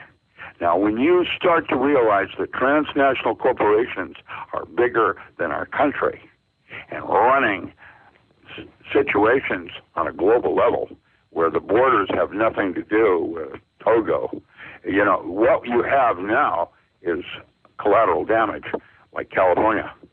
The geoengineering and all that weather changing has wiped California. I'm in southern Oregon, and I'm in Grants Pass, and my well is starting to go dry. Well, couldn't it come to a point that just like what Venezuela and different African countries and so forth, where you can just come in as a nation and go back to China. Say China comes in and buys half of the land in the United States, right? They buy half of the land, like they bought Vancouver, right? So they come in and they buy half of the land. Can't we just turn around at some point and go, well, we take it back?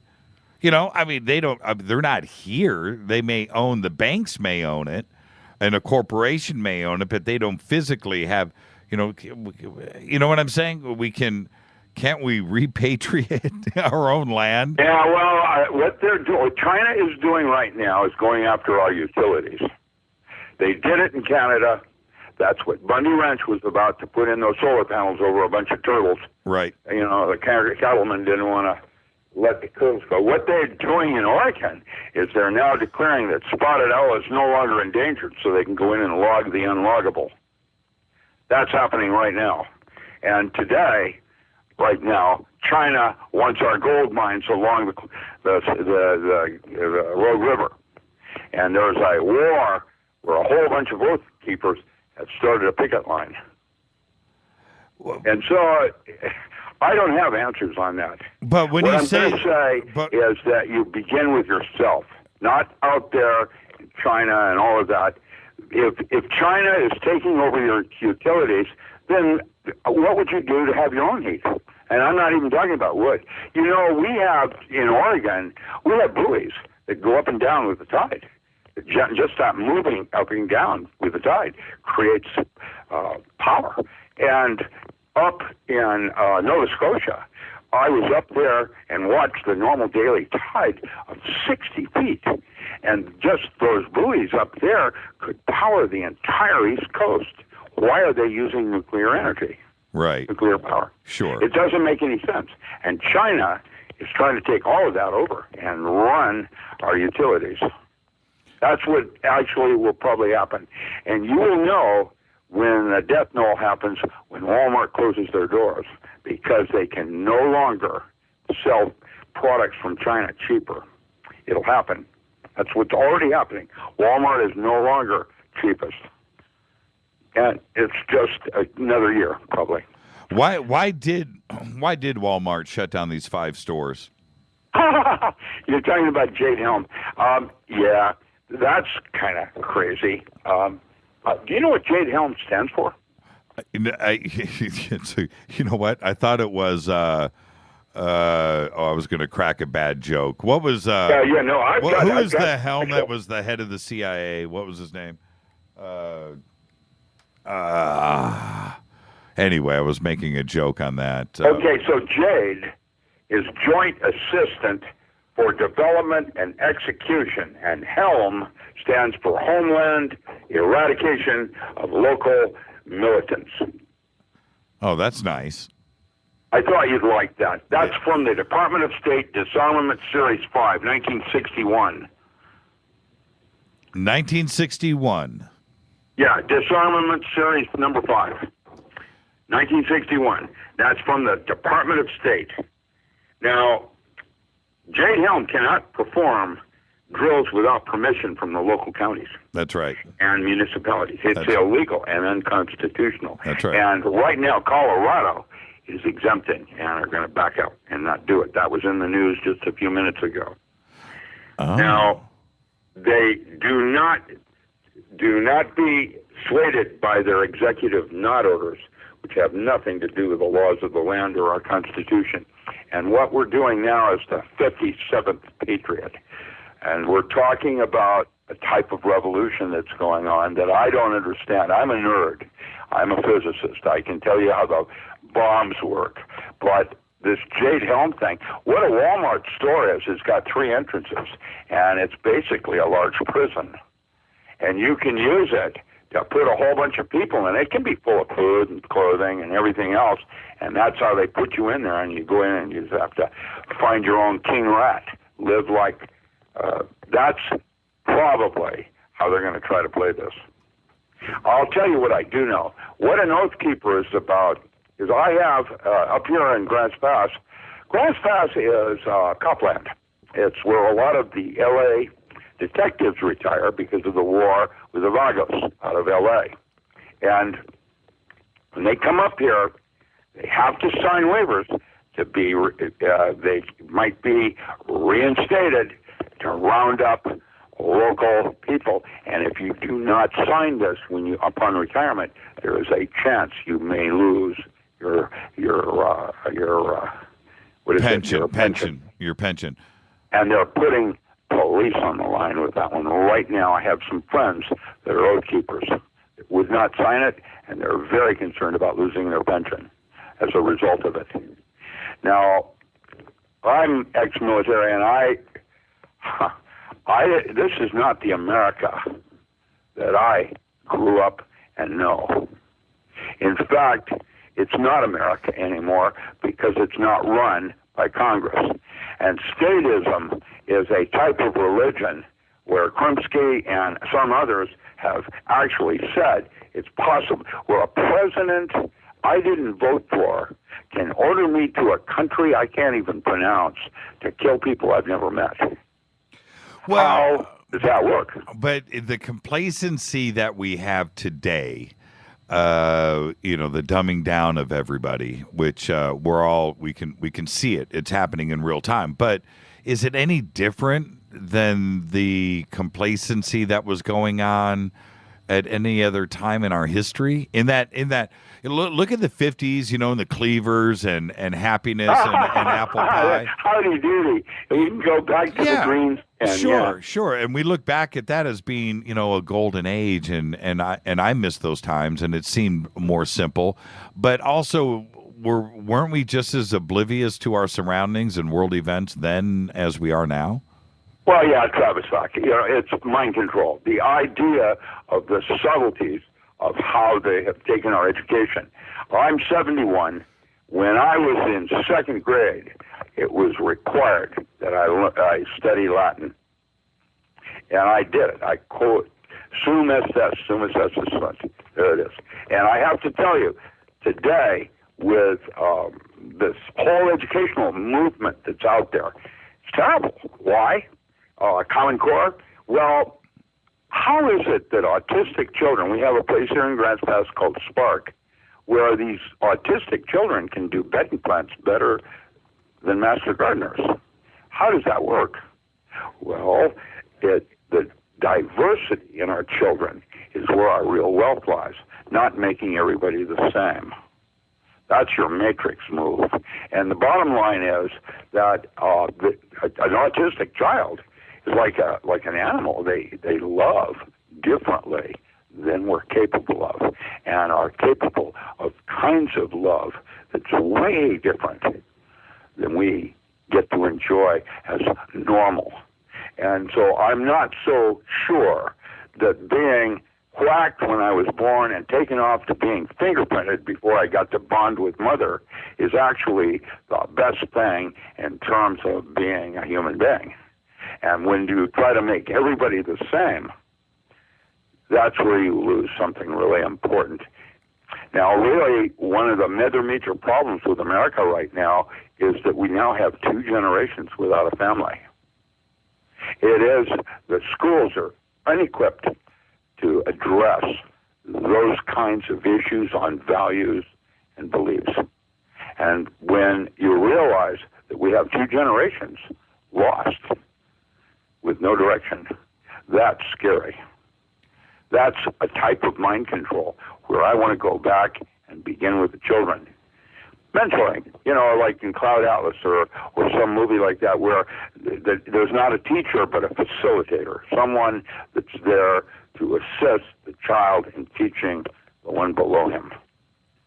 Yeah, I trip out at my age, and I don't consider myself old, but I'm getting there.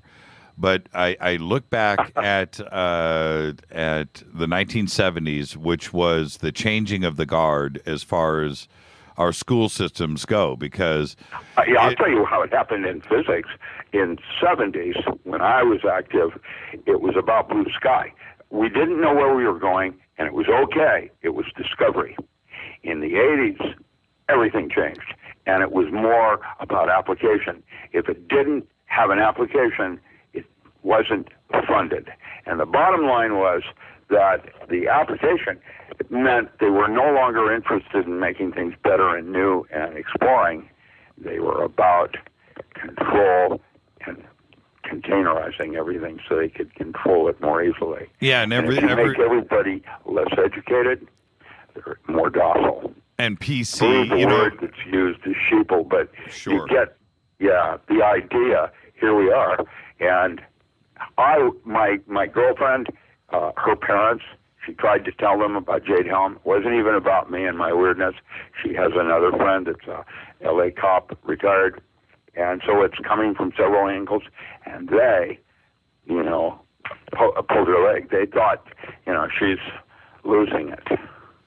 They cannot believe, they live in L.A., they cannot believe that any of this is true at all.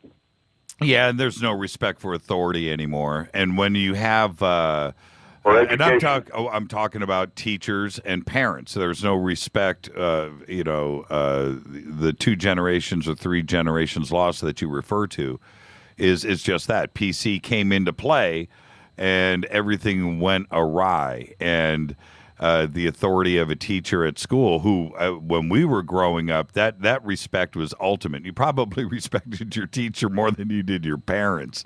And well, they had a position and role and purpose in the scheme of things that has been lost.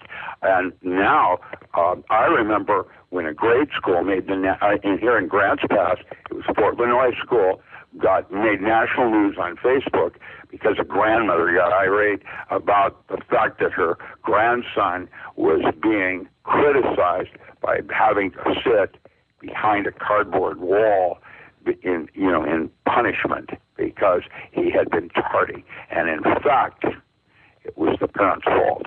And they then tried to garner a movement against the school. Thank gosh, everybody got it. And everybody, supported the school system. It was done well. Everything when it worked out right. But it was the mass media of the grandparent trying to make a movement in behalf of her grandson who was wrong. It wasn't even the grandson's fault. It was the parents' fault. Basically, if there are 3 absence without excuse, the 4th one, the parents are called in and warned, and then the 5th one, the child's punished. And basically, it was the parents' fault. They were already warned. The child was being punished, and the grandmother tried to bring the school down and lost. Thank gosh, people are smart enough to realize that or they'll focus on something like bullying, which is ever present and wrong, just like gayness is in grade school. Have you seen that one yet? Yes. It's yes. crazy. Yes. And social reform and all the different things. That's why we have different schools you can go to. And I'm fortunate. I went through public schools. My mom I was special, and they wanted to advance me and do all kinds of creepy things to me, and they didn't. She wouldn't let them. And I'm blessed from that point of view, because I'm semi-normal as a functioning savant. And they were going to give me Ritalin. I had a report card second grade. I'm very disruptive. I asked too many questions. I'm not kidding. I have that on a report card. It was like I couldn't believe it. And then by fourth grade, someone discovered I couldn't read because I had been moving around. My parents were military, and so I could speak, and I had languages. I could speak Palau and Tagalog, Mandarin, but I couldn't read. And I had a teacher that kept me after school every night, taught me how to read. And in the fifth grade, I read every single science fiction book in our library. Yeah, I did the same thing. I remembered it all, too, by the way. I did the same thing. I remember... I have what they call... Yeah, it's cool. I remember on the back of one of my report cards, the teacher had wrote, and I'm not making this up, Jimmy talks too much in class, right? So, and I'm going home, and I'm worried. You got to have your parents sign the report card, and you got to bring it back, right? So, and I'm walking home, I'm like, oh, man, I'm going to get in so much trouble. And I take it into my dad, and he reads it, and he looks at the grades are cool, no big deal. And he reads the back. There it is. Jimmy talks too much. And he signs the report card and hands it back to me. And I go, but, Mr. McWilliams wrote, Jimmy talks to me. He goes, don't worry about it.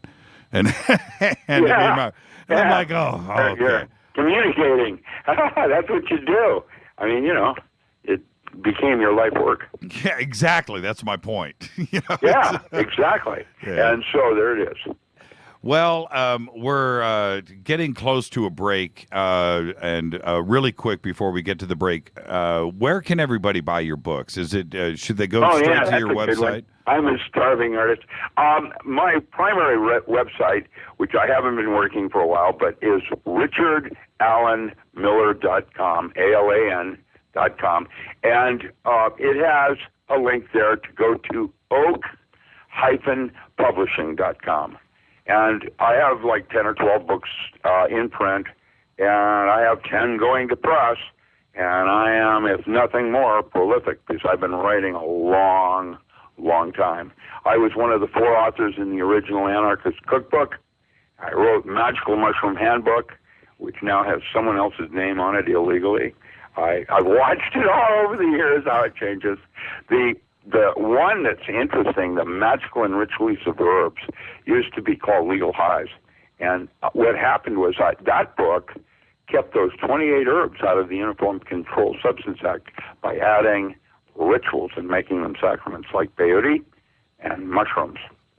And today, what I write in a number of different areas like agriculture. I'm writing, in agriculture, I have the Encyclopedia of Alternative Agriculture, native plants of commercial importance. I've got a bunch of books in ag. And then in physics, I'm writing, Power Tools for the 21st Century, which is the 8 protocols I developed for Navy SEALs, how to be Supermen. The ESP induction through forms of self-hypnosis was the first in that series, and how to think with the gut. That's what I train SEALs on, how to be intuitive. And if I found an intuitive SEAL, now I could teach him how to blow up a bridge or put steroids in his body, Interesting. So richardalanmiller.com, right? Yes. Okay, and all of the links are at jimmychurchradio.com too as well, and you can just click on you can click on the good doctor's name, and it'll take you straight there. Let's head to a quick break, and when we come back, let's take some phone calls. Everybody's asking, are we taking calls? Yes, we'll take your calls right after this break. And also, I want a clean definition on a sustainable lifeboat with Dr. Richard Alan Miller.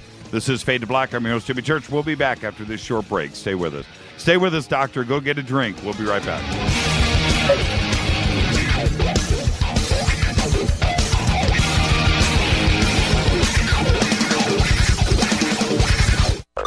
KGRA Radio. Intelligent Talk. Are you a paranormal investigator, ghost hunter, or UFO skywatcher? If so, FNGinnovations.com has the product you definitely need in your investigations kit or go bag. Introducing the Morpholite Wide Beam Tactical Flashlights that put the light where you need it most. Traditional flashlights shine a focused round beam with limited line of sight in the dark. Morpholite Tactical Flashlights change all that, utilizing a revolutionary wide beam design to enable you to see safety hazards such as hanging wires and steel, pipes, and holes in the floor you just can't see with a focused round beam. In the field, where safety is paramount, a 180-degree beam increases orientation and peripheral vision in the dark. Morpholite flashlights are ideal for investigations in abandoned facilities such as houses and hospitals, factories, caves, and tunnels. Avoid those low-hanging tree branches that poke your eyes in the woods. Visit FNGinnovations.com to see a full line of tactical lights and accessories. That's FNGinnovations.com. Now you can find all your favorite talk radio shows live, all in one place at TalkStreamLive.com. Listen from anywhere, office, home, or in your car. Just go to TalkStreamLive.com and click on one of the many live talk show hosts you want to listen to. It's free and easy. No computer? Download the smartphone apps. Never miss your favorite talk show. Find them all at TalkStreamLive.com.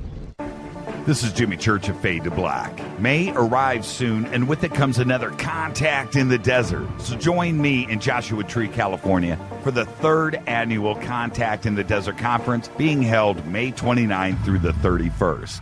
2015 brings another awesome lineup of speakers, including publisher of Legendary Times, Giorgio Tsoukalos, New York Times bestselling author David Wilcock, journalist and conspiracy expert Jim Mars, former head of UFO Project for the MOD Nick Pope, investigative reporter Linda Moulton Howe, author and contactee Travis Walton, UFO historian Richard Dolan, and many more. You don't want to miss this. Fade to Black and KGRA will be there broadcasting live May 29th. Just visit contactinthedesert.com for tickets and information. That's contactinthedesert.com. Why fade to black? Because you never got that pony, damn it. This is Fade to Black with Jimmy Church on the Game Changer Radio Network and KGRA, the Global Radio Alliance.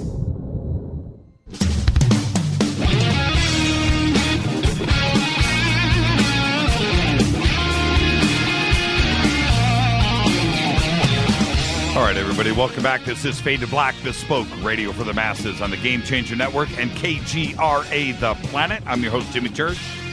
Tonight, Dr. Richard Allen Miller is with us.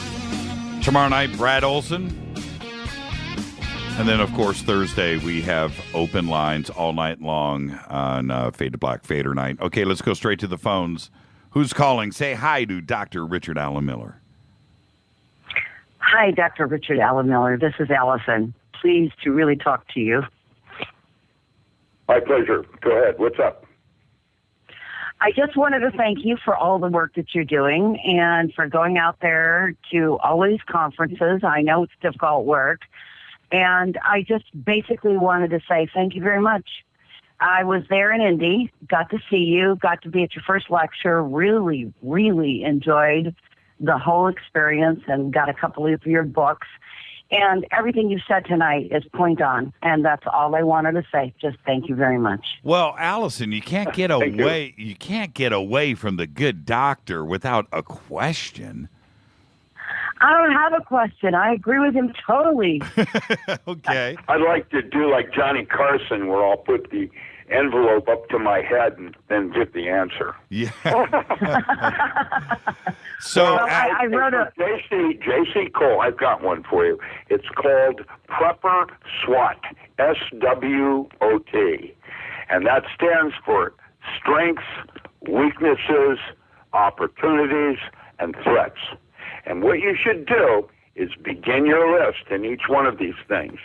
And your strengths would be patriotism and coming together, your faith and your morals, your resolve, and what we call Yankee ingenuity. History and legal structure. What would be weaknesses? Things like apathy and whiners, international ignorance, arrogance, declining values and morals, and declining education. Opportunities. That would be like religious freedom, homeschooling, cooperation, investment in small farms like community-supported agriculture, manufacturing back to the U.S. and small businesses. And what are our threats? Monetary collapse, radiation, statism and world war, solar events, and Planet X, the Ice Age. Now that's a summary to begin I'll give that to Jimmy. He can post it. And what you should do is start adding other items to that thing so that start to identify what you need to do next. And what you do to do that is you start with your strengths, your weaknesses, your opportunities, and your threats. Thank you so much, Allison. Oh, and thank you, Dr. Richard Allen Miller. I really appreciate it. And thank you, Jimmy. Thank you, Allison. Hi, you're live on Fade to Black. Who's calling? Say hi to Dr. Richard Allen Miller. Hi, Richard. This is Carla from Alberta, Canada. How are you doing? Hi. I'm good. It's cold up there, or was. I guess it's getting warm now, huh? Well, I'm in Medicine Hat, so it's kind of an oasis. It's beautiful. Yeah. What can I do for you, Mom? Well, I'm honored to speak to you. I've always just totally enjoyed what you've had to say. I don't have your extensive education, but on a inside level, that's the things you say are things that I've thought all my life. And I just was wondering, have you ever heard of barter buck system? Yes, I have. Go to ebarterbank.com. Check it out. There's how about this one? permacredits.com. That's for permaculture. permacredits.com. Okay, thank you. Thank you so much, Carol, and give my best to your better half. I'll talk to you. Thank you. Thank you. Bye. Hi, you're live on Fade to Black. Say hi to Dr. Richard Allen Miller. Who's calling? This is Tammy Norton. Hi, Tammy Richard. Norton. Say hi to Doctor. Hello, Richard. Hi there. From Coos Bay. Little hint for you. I know. Okay. Uh-huh. Yeah. Buddy, the family ranch my mom wants to sell. On this ranch, there's 5 beautiful natural streams, gravity flow water into the ranch. Mountain that could be dug into. I'm looking at it as making maybe a 2-room home inside the mountain, doing a permaculture as well as rabbits for not only fertilizer and meat. Lighting. What is your question, though? What is it? Where is this land? Coke Hill. It's in Oregon. It's where? Coquille. Coquille. Coquille. Okay, yeah, I know. Coquille. Okay, there is a map called, if you go to Google and you do Future Maps of America, Chet Snow, that map that comes up will say that Coquille will be under the ocean with an 8.4. And it is used by most military now as the most likely scenario for an 8.4 off of Crescent City. It's going to drop the entire coastline, and Grants Pass becomes the new waterfront. And while that may or not happen, the ocean is now probably going to go to 60 meters, which means Coquille is gone. Richard, you gave my dad some discs years ago. Are they still applicable? You're talking about, was that for Holosank? Rain drivers? Yeah, that's part of a chapter in one of my books. That's one of the tools that I use to help treat Navy SEALs, allow them to be able to witness and change belief systems. You have to be able to witness your behavior and to restructure your brain using brain drivers, frequency following function. I'm working on that. Is a protocol. I got shot in '97, and I've been restructuring a lot. But okay, I'll get on that grid. I'll listen again tonight so I can. Yeah, and if you want, if you send me an email, I've got maps that I posted that are. There's a book you could read called "We Are the Earthquake Generation." That's a really good book to, tell you what land masses are most like. Edgar Cayce, others have done predictions, but the one the military uses right now is Jet Snell. That's the one the Navy uses. Yeah. Okay. I think I still have some of the ones you give Dad. Dad passed away in 2002. He'd love to. I'm sorry. Yeah, I'm sorry about your loss. All right, and I'll talk to you soon, and I'll definitely shoot you an email. Thank you, Tammy. Thank you. All right, let's go. Let's stay on the phones. Hi, you're live on Fade to Black. Say hi to Dr. Richard Allen Miller. Who's calling? Hi, this is Vicki in Hawaii. Hi, Vicki. Hi, how are you? It's good to hear your voice. How are you? I'm just fine. I have a very good friend that lives in Grants Pass. And so I think about Richard Allen Miller sometimes when I'm thinking about her. But my question for Dr. Miller is, I'm wondering if he knows anything about the connection between Sasquatch and UFOs. Great. Well, not okay. That's interesting. Yeah, that is. There's several ways I could go on that. Bigfoot, Sasquatch, Wendigo, Yeti has been around mythology for a long time. And there are some theories that it is an alien that is elusive and or, not part of this earth and has ways to step in and out like Skinwalker Ranch out of Utah. Yeah, I don't know. Have I ever seen Sasquatch? No. Have I seen tracks? Yes, I have. I've been up to the Oregon Caves. There have been many incidences up there where presence. In fact, there's photographs and things like that. Are they real? Like crop circles, there's always those individuals that want to mess with you, by doing some fake things. And that's what takes then the possibilities and throws it out with the baby with the bathwater, because then there's no credibility in it. I think there's something going on, like a chupacabra. I think that we have other kinds of non-human elements that cross over into our level of existence, like Skinwalker Ranch.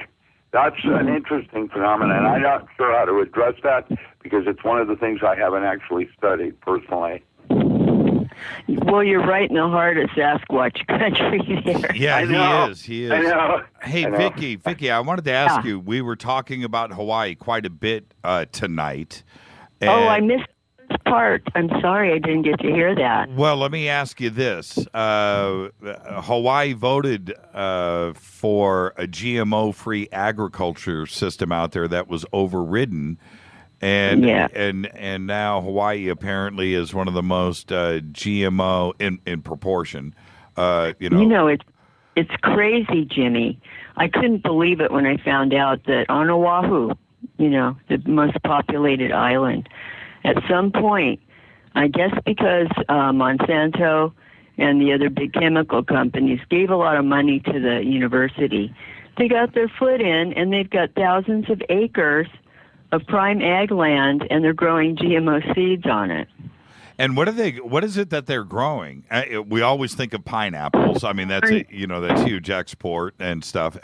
Are we talking about GMO frigging pineapples coming out of Hawaii? Yeah, and bananas too. Yeah, bananas. No, I'm sorry. They're growing the seed stock for the GMOs, right? Like the corn and stuff.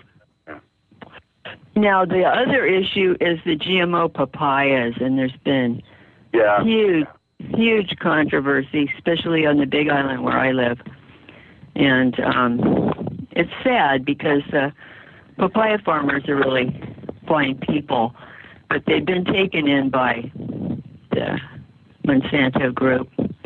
And what are they trying to grow a bigger, fresher papaya, or does it come to insecticides? The deal was there was this ring spot virus. Right. And so they developed a papaya that was resistant to it. And that one replaced the commercial varieties that they had been using. But those, I don't think they're any good. I don't know anybody who likes them. I have a papaya that it's a backyard variety, and it's called watermelon papaya. It's huge. Yeah, I know that one. That's like an heirloom, isn't it? It's super sweet. And it's this one that I got it about 20 years ago from somebody and lost the seed, and I finally found it again. And now I sell it to J.L. Hudson. Responsibilities is to start collecting those seeds so that you have a seed bank. Your repository is going to be worth more than gold. Yeah, you're probably right. Yeah. Stations is going to be like the primary focus. What part did you say you're on with part of the Big Island? Where are you? I'm in Puna. Oh, in Puna. Yeah, I knew Rick Vidgen and those people that are doing mac nuts there. And that soil that you have is why the pakaloa coming out of Puna is so tasty. It is like your coffee, some of the nicest in the world. Yeah. Oh, gosh. Everything that grows here is fabulous. Well, that's because of your volcanic soil. You've got it looks like it's all rock, but behind all of that rock and lava is the finest and richest soils in the world, really. Oh, yeah. Waiapio. I like the Waiapio myself up in the north end, but... What's that? I lived in Waiapio for 3 months in the 70s. It was fabulous. Hey, in the 70s, I knew Kerry Watson that owned the Ataraxia that put in all those avos and papaya up on Captain Cook. Well, that was a really just above you, in Puna. Man, you guys are just having a great time. I can't get a word in. Hey, Vicky. Hawaii it's called garage coffee Hawaiian style. Hey, Vicky, let me ask you. Yeah, Jimmy and Dr. Miller, would you please just come to Puna and just stop by and say hi? I would love to hang out there. Trust me, for any length of time. Vicky, let me ask you a question. Sure. Have you had any sightings out there in Hawaii that you can't explain? Oh yeah. A couple.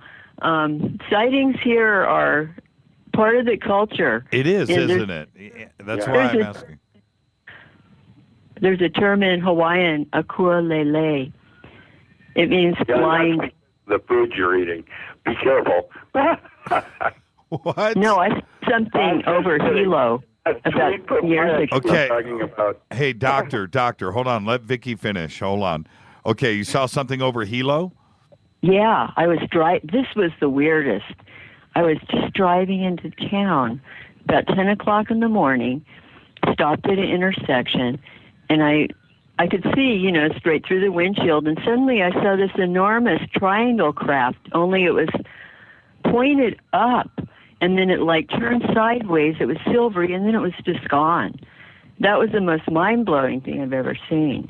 Wow. Yeah, I reported it to National UFO Reporting Center, and it's in their database now. Well, there you go. Thank you so much, Vicky. It's good to hear your voice. I know. I wish they could talk longer. Bye. Thank you. I'll talk to you. Thank you. Bye. Bye, Dr. Miller. Bye-bye. You got to love it. Hawaii coming into the show. Hi, you're live on Fade to Black. Say hi to Dr. Richard Allen Miller. Who's calling? Hello, Dr. Richard Allen Miller. This is Mark Dunbar from Oregon.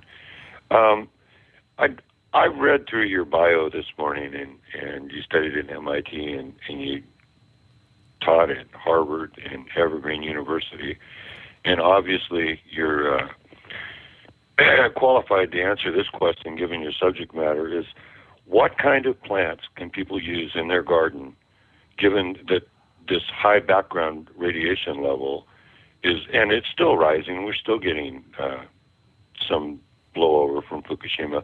What kind of plants can we plant to clean out? Medical marijuana will bioremediate your soil. So will certain pharmaceutical mushrooms. That's in the literature now. You know, the reishi and mayatakis and some of the others will actually pull some of that crud out of the soil. One of the things that we often do is to take toxins out of soils. Let's say we have this park up here and it had pentaphenyl chlorides, you know, the soaked logs, you know, telephone poles that put into the lawn, and that's a toxin in the soil. And what you do is you put in a rye and then you plow it under and inoculate it with one of these pharmaceutical mushrooms, and it will actually bioremediate those heavy metals out of the soil, break them down. Amazing. Now, I know it works, and usually the one that's used will be like agaricus, you know, like one of the button mushrooms. Not necessarily the Brazilian one, but there are others that are used. They will bioremediate, like cordyceps or others. You just use the green manure and inoculate the soil, and will make it certified organic in 1 year. If it's had some terrible things done to it, DEQ will come in and drop, you know, wells to test, and it'll be spotless. In a medical sunny garden area, different hemp will take in it a out. sunny garden area, though, I know you can plant. I know that they plant spinach and then they throw that crop away because the spinach will suck some of it out. Well, that's what they have critters on the moon for. We're going to just fill them up with our radiation. I'm just kidding. But you can bioremediate heavy metals and ionizing radiation out of the soil. We're using mushrooms and certain plants like hemp. Great question, Mark. Do you have anything else for the doctor? Thank you very much. No, that's all I have tonight. Thank you very much. You bet. Yeah, thank you, Mark. Hey, we're going to come up onto another break, but I have to ask you, the next iteration of X-Files is about to start shooting up in Vancouver. Isn't that cool? Did Chris Carter talk to you? Are you involved? No, I haven't spoken to him, and so I don't know what role I'll be playing in that this time, but, you know, stay tuned. I think it's cool. I loved X-Files. Well, I did. It was one of my most favorite shows. I started the workups with Fox.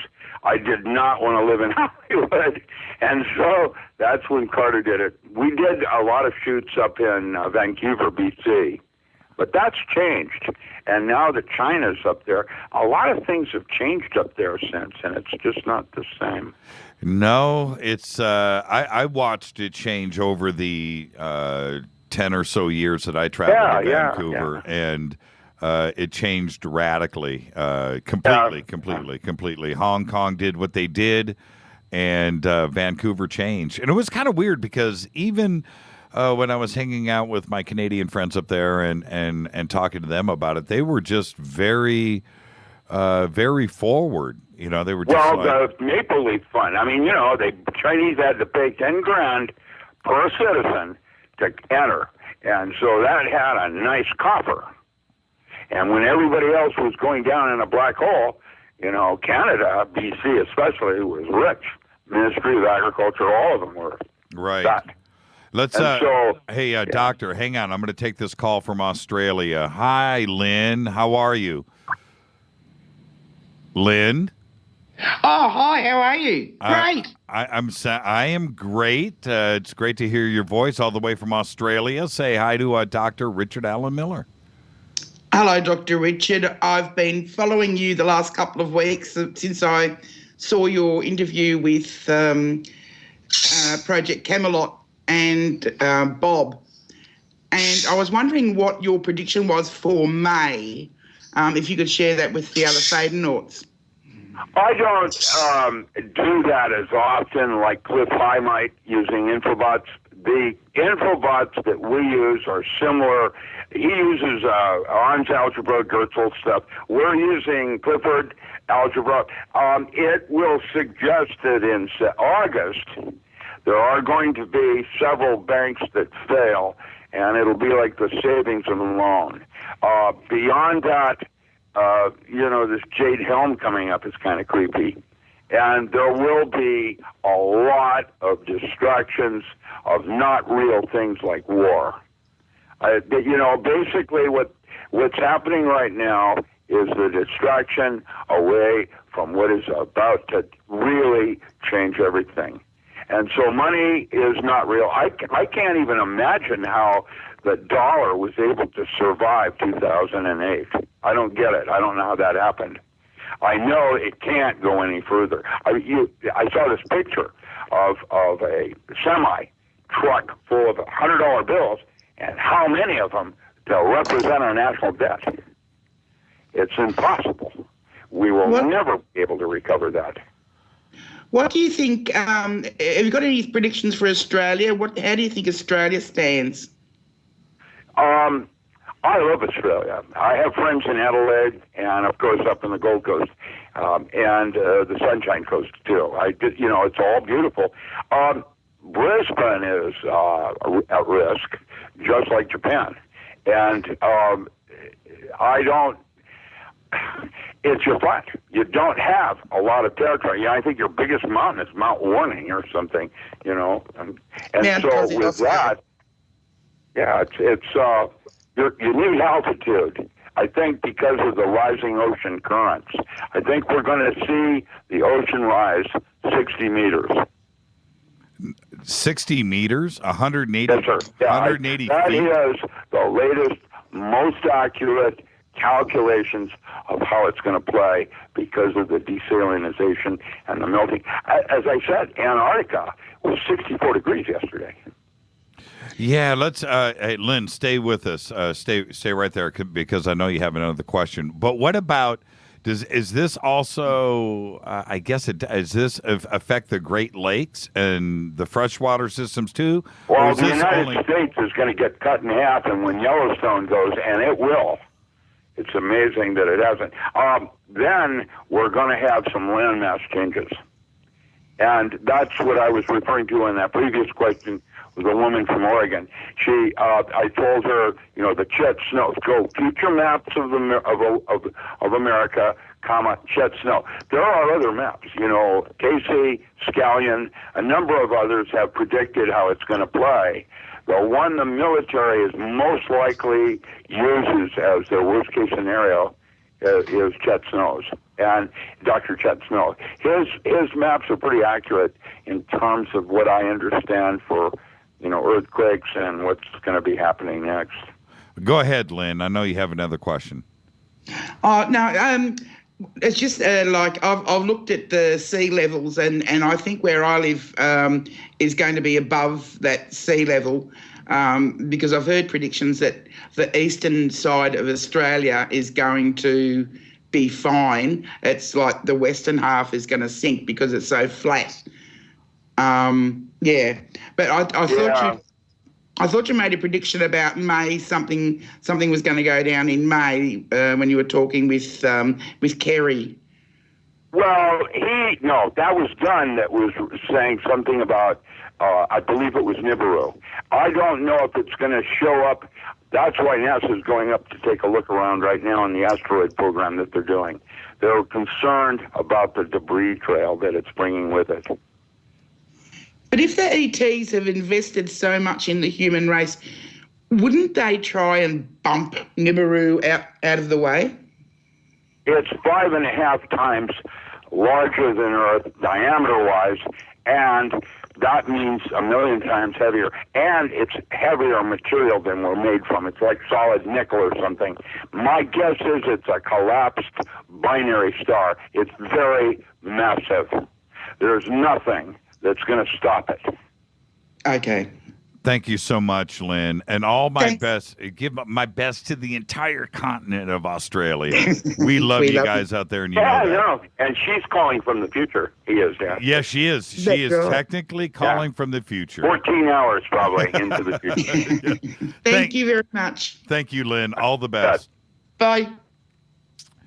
You got to love it. Australia, with this show, the UK, Canada. I mean, the United States is a big part of our audience, but the UK, the Northern Europe, Norway, and so forth, and then swing it all the way over to Australia. It's such a large part of our audience. Oh yeah, you're part of Art Bell. I mean, you were the biggest in the country, in the world. I mean, it's getting there. That's for sure. Okay, let's take a quick break, and then when I come back, one of the things that we really need to talk about is this drought here in Southern California.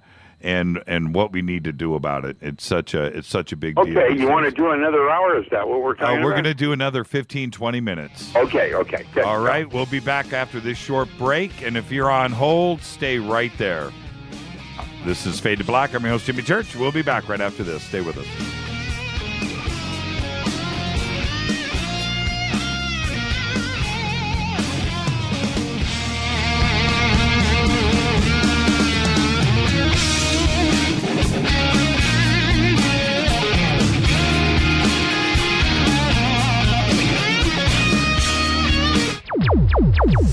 Despite popular opinion, reading a book will not make you smarter. But listening to Jimmy Church will. Attention, all Fadernauts. Studio Dome has a special deal on their SD1 Bluetooth speaker. Just go to jimmychurchradio.com, click on their banner, enter the promo code Jimmy, and you get $40 off and free shipping on the SD1. It's voice activated, comes with a USB antenna, cables, and a carry bag. Never listen to your phone, tablet, or laptop speakers ever again. It's the only way to listen to Fade to Black. That's jimmychurchradio.com, Studio Dome banner, promo code Jimmy. Go Beckley Teppy. Erica, Brittany, Gabby, and you're listening to JimmyChurchRadio.com. The station that talks the net. KGRA Radio. This is Jimmy Church of Fade to Black. May arrives soon, and with it comes another Contact in the Desert. So join me in Joshua Tree, California, for the 3rd annual Contact in the Desert Conference being held May 29th through the 31st. 2015 brings another awesome lineup of speakers, including publisher of Legendary Times, Giorgio Tsoukalos, New York Times bestselling author David Wilcock, journalist and conspiracy expert Jim Mars, former head of UFO Project for the MOD Nick Pope, investigative reporter Linda Moulton Howe, author and contactee Travis Walton, UFO historian Richard Dolan, and many more. You don't want to miss this. Fade to Black and KGRA will be there broadcasting live May 29th. Just visit contactinthedesert.com for tickets and information. That's contactinthedesert.com. This is KJCR at JimmyChurchRadio.com.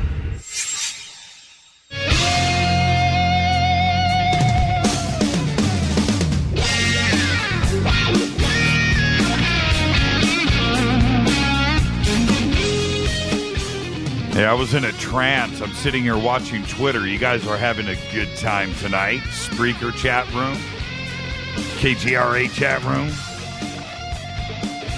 Wow, what a great show. All right, this is Fade to Black. I'm your host, Jimmy Church. Tonight, we've had Dr. Richard Allen Miller with us all night long. And let's go back to the phones really quick. Hi, you're live on Fade to Black. Say hi to Dr. Richard Allen Miller. Hi, Dr. Miller. Hi, Jimmy. This is Jeffrey K. in Florida. Hi, Jeffrey. Hi, Jeffrey. Yeah. Hi, Dr. Miller. First, I'd like to say that I'm a big fan of yours. I love hearing you whenever you're on live on any program. Had a gajillion questions, actually, from everything you said tonight. I guess I'm retired, so I guess I better start traveling if I want to see anything before it's underwater. But, yeah, bucket list things, yeah. My question is, I think I saw on a Facebook posting that you put a picture of Fukushima, and there were bags of nuclear waste lined up along the beaches. And I'm thinking, what are they going to do with all that waste? Do you have any idea? No, and actually, I don't think anybody does yet. They have already gotten to the place where it's just holding Band-Aids together while they try to develop something new. There's no way they're going to be able to put it, surround it like they did in Chernobyl, where they put a big cement block under it or something like that. The whole thing's a mess, and it's getting worse daily. And there are no solutions at this time. Well, are there any indications of what it's done to the sea life right off the coast of Japan? I mean, I'm sure there has been. I've got a picture of a woman with a mask on in the meat department using a Geiger counter. So that's how that works. Whether or not the sea life is being affected. There was a massive kill in San Diego just a few days ago with a bunch of whale and other anomalies that are occurring along the coastlines. And whether or not it came from Fukushima or Hanford, which is leaking in the Columbia River now, I mean, literally. So, the vector on what's happening, it's out of control. And that's why I am so concerned. I think that's the single most important thing that we do. We can't do anything about the sun. We can't do anything about the day after tomorrow. But what we can do is leave something for the next civilization. And that's the responsibility that needs to happen now, is to turn that switch off. Nuclear energy has already been shown to be not cheap, it's not safe, and it's not clean. Are there any viable... I'm sorry, go ahead. No, I was going to say, go ahead, Jeff. I'm just curious, speaking of energy, are there any viable solutions, alternative energies? I mean, there's always discussion about zero-point energy and energy. Yeah, there are. And in fact, I'm going to be at a psychotronic conference in mid-July, up in Chicago.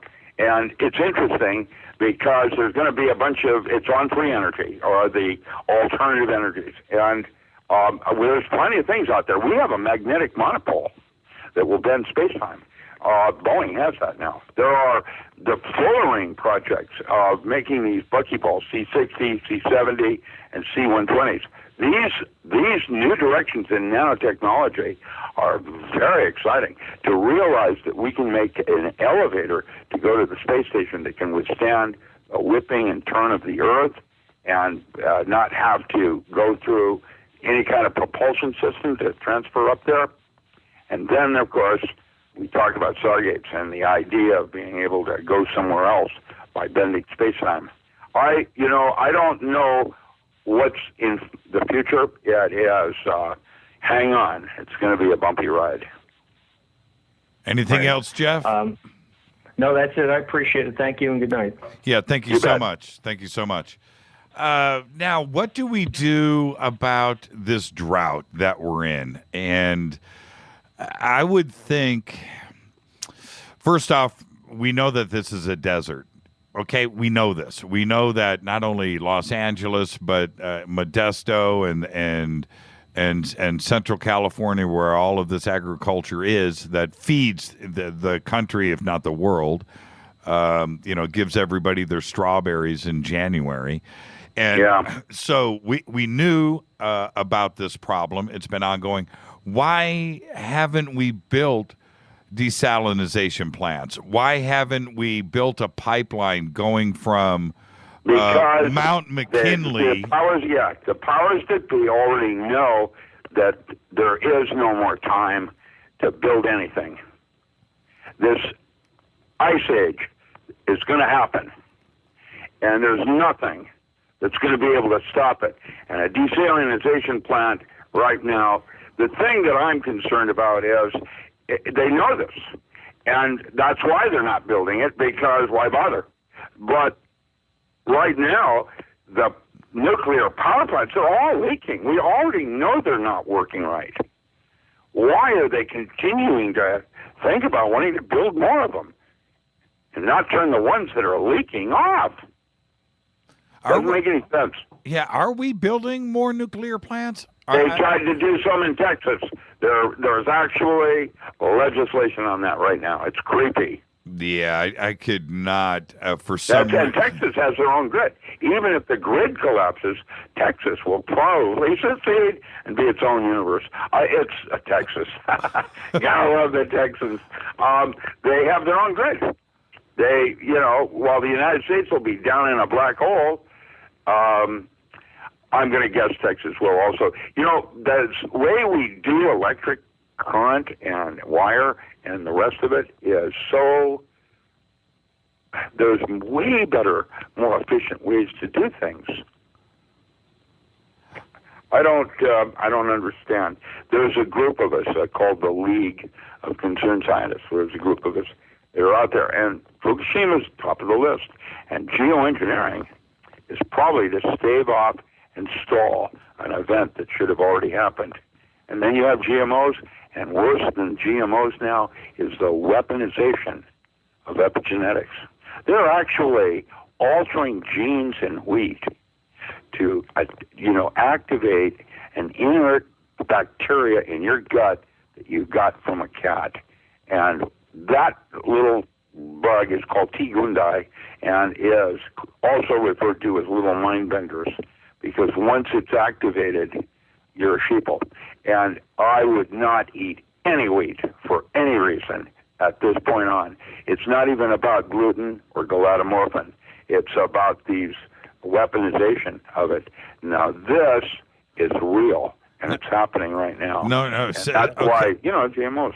Yeah, let's stay on that. Why? I understand saying, okay, I understand. I hear what you're saying. You wouldn't eat wheat anymore, but why? Because it will turn you into a Pillsbury doughboy or a Walmart shopper. We have already been designed with Barbie dolls to fail. And the foods that we're eating is plumping out America. It's worse than anybody imagines when you travel to another country and you actually get to compare the obesity here now. Is that why? Well, it's one part of it. Galatamorphin means it's an opiate in wheat that when you eat it, you want to eat some more. Have another pastry. Huh. And worse, now they're altering genes to get you with certain kinds of bacteria, because it's no longer you are what you eat. It's more likely you are whom you feed. And when you look at it like that, your food choices start to take on a whole different kind of meaning. When it comes, there's two things that I want to address with you directly before I let you go tonight. First off, gluten. Why are we concerned with it? Did gluten affect us for the last 150,000 years of evolution and development?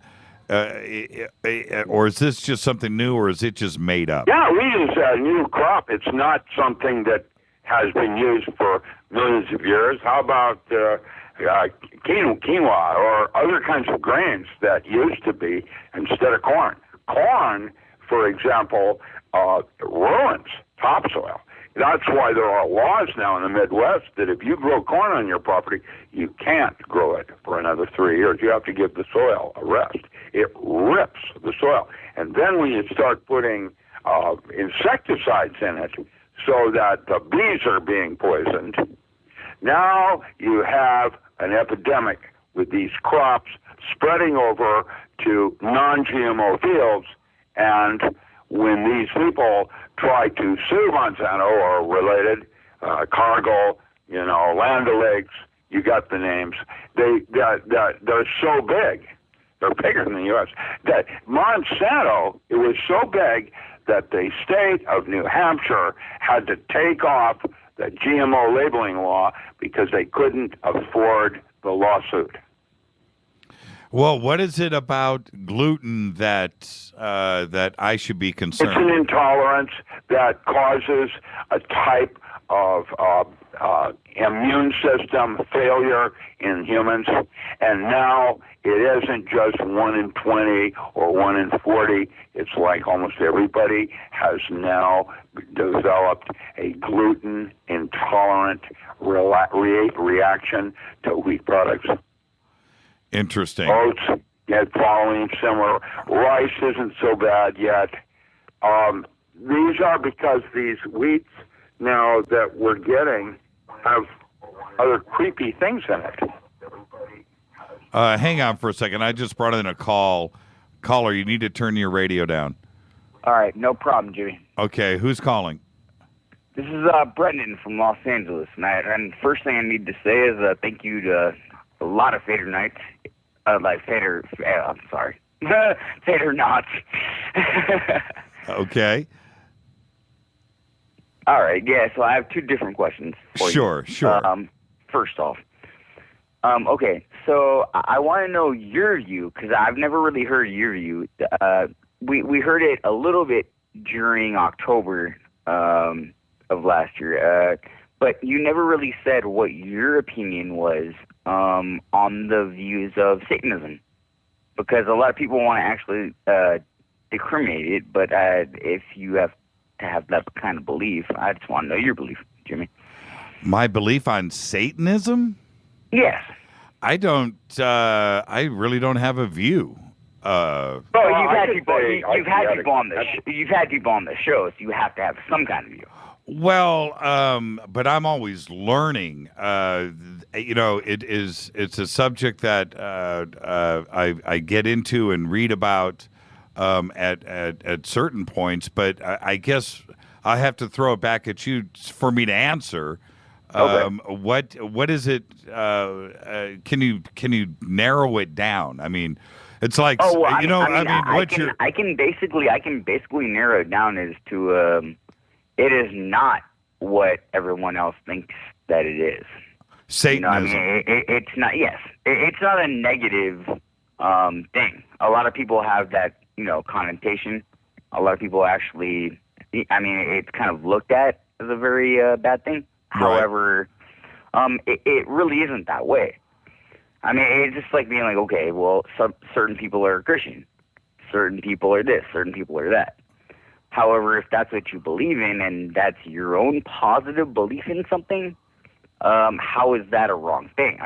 Of course, there are certain differences, but that's just my belief. How about this one? And my response to that would be that Satanism only occurs in Christianity. It's not in Hinduism. It's not in Buddhism. It's not. What if it's a belief? Because it's a belief. Now beliefs are in assumed truths and definitions, and in most religions they believe in. Everybody usually believes in a supreme being, one that runs everything. Yeah, that's not in war with something else. Hold on, one at a time. Okay. One at a time. Go ahead, Doctor. With that said, when you have a belief that believes that God is at war with himself, I don't get that, because God's not at war with anything. Now, Lucifer was his favorite and fell from grace and rules probably the earth. That's your your 1%. But there's also fallen angels. There's also Azazel. There's a lot of things. It's not all the same thing. So you can go ahead and say that. However, you're labeling it as one thing. So okay. When I didn't find answers in physics, I went to New York City College and I studied Old Hebrew and Greek and did my own translations to look for answers in the old Bibles. I didn't find them. What I did find was contradictions in other people's translations. Now, that's where I began to realize that beliefs are arbitrary and should be used as a tool, not a given gospel. And that's one of the things I taught SEALs, because I agree with that. Because if you were a staunch Christian, would it be possible if two aliens walked in the door? Could you see them? That's what the belief. All right, it took the medicine man to be able to see the ship on the horizon because the tribe itself had no concept of a ship. And so what beliefs do is limit what you can do and what you can't do in a given belief system. I wouldn't have seen it if I hadn't believed it. Now, with that said, you choose to believe in the Bible. Which Bible? Exactly. Hold on. Answer my question. One at a time, okay? It's bad radio to have two people talking at the same time. Okay. Go ahead. Yeah, but in terms of, you want to know what I am? I'm a Quaker, and I'm sitting here quaking. Okay, that's fine. That's fine. Just thought you'd like to know. I'm a sweet old man that doesn't think that God's at war with anything.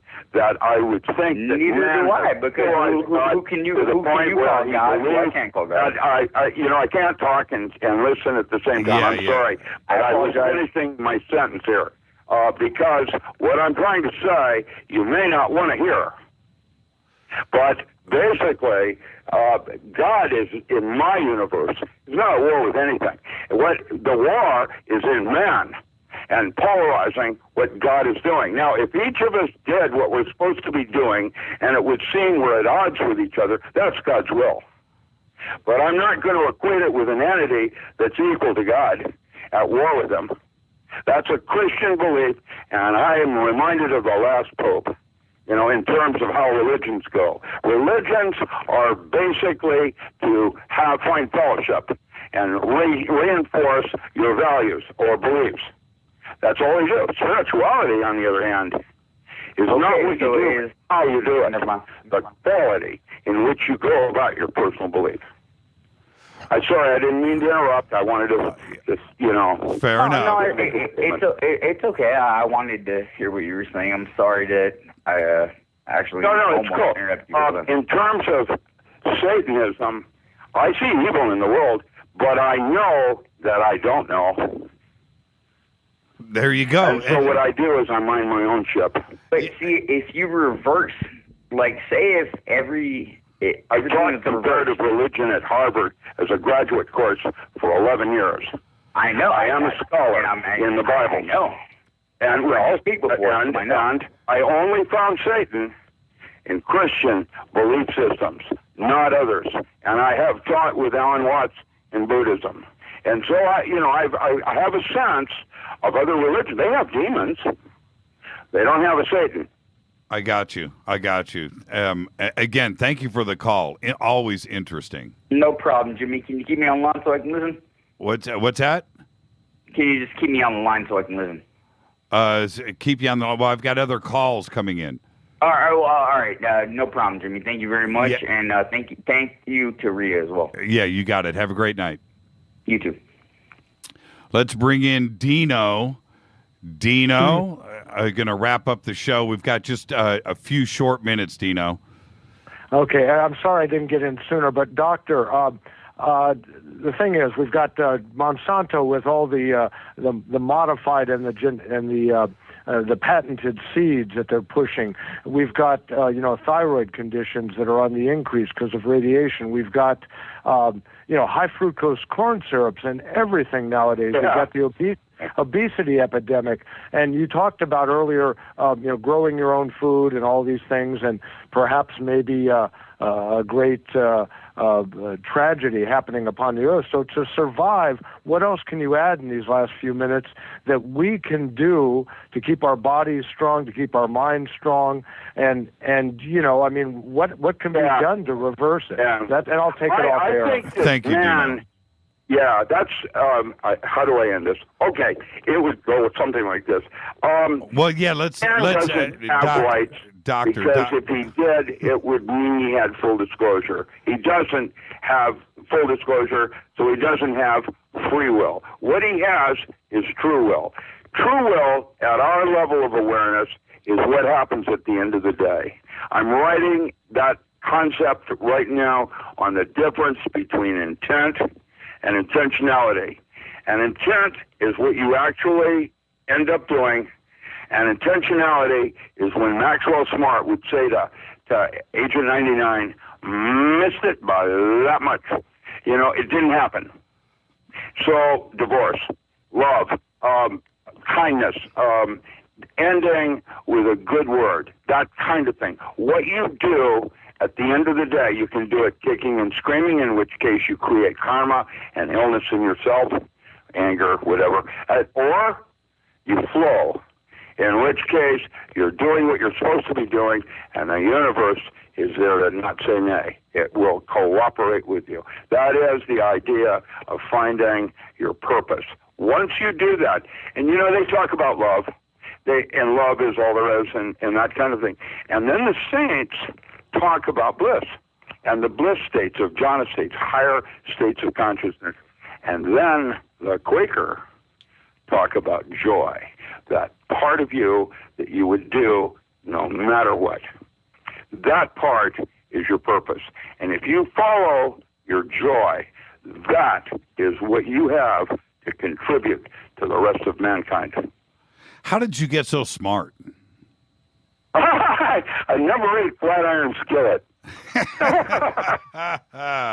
It's always so great having you on, and just open-ended and just conversing like this, and sharing with everyone. I just got to thank you so much. And it's my pleasure. Always, Jimmy. Thank you. And and again, just go to richardallenmiller.com. You can go directly to the site. You can go through jimmychurchradio.com too as well. If you don't remember that, just click on his name. All of his books are there. And real quick, I've got about 2 minutes left. What's your next book? Well, I have 10 manuscripts ready for press. One is titled, it sequels to Power Tools. It's called The Non-Local Mind in a Holographic Universe, How to Change the Movie. I was going to finish with that by talking about the idea of intent and the following your purpose and the idea that you can change the movie just by sitting down at a table and saying grace restructures the water inside your organs. That's where health starts, with your belief systems in it. So drink more water? And fly more around the water. It'll kill vampires. Hey, somebody had tweeted earlier. Did you really hit a bong in an interview recently? Did I do what? Did you smoke a bong? A bong? Well, probably. It's illegal. I have a medical marijuana card. I live in Oregon. Get a grip. Really, I don't do, I'm an outlaw. I'm not a criminal. There's a difference. Richard Allen Miller, all the best. And I hope that Chris Carter calls you. You got to get involved with this next X-Files Part 2. I think that it's so cool they're going to resurrect that. The real X-Files was Navy intelligence. It wasn't FBI. And my team, the one I actually had, I could get anybody in forensics. I had Dr. Carl Morte. It wasn't two people. That was why I chose not to write, because I didn't know how to structure it with just two people. All the work I did, I always had deep pockets and could go in with whatever experts I needed to solve the problem. Thank you so much. Yeah. Nice talking to you, sir. All the best. Dr. Richard Allen Miller, everybody. Just go to richardallenmiller.com, and you can also go to jimmychurchradio.com and click on it. I will leave you with this. Check this out. I had to get this in. And tomorrow night, I'll do the Google and Facebook breaking news that happened today. But I'm going to leave you with this. The Serbian president's aircraft, the Serbian president's aircraft, en route to the Vatican, was forced to return to Belgrade because the co-pilot spilled coffee on the instrument panel. Yes, the Pepsi syndrome. New details of the incident, which sent the plane in a 2-minute plunge this past Friday, caused panic, obviously, among the passengers, and brought to light in a newly released report by Serbia's Civil Aviation Directorate.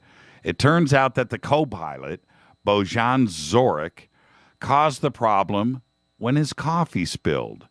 And he said in the report, and I'm quoting here directly from the report, "I began wiping the board and accidentally activated the emergency slat button, which automatically turned off the automatic pilot, and the plane began losing altitude," end quote. The situation was further aggravated by a shutdown of one of the plane's engines. The engine was quickly reignited, and the pilots regained control over the aircraft.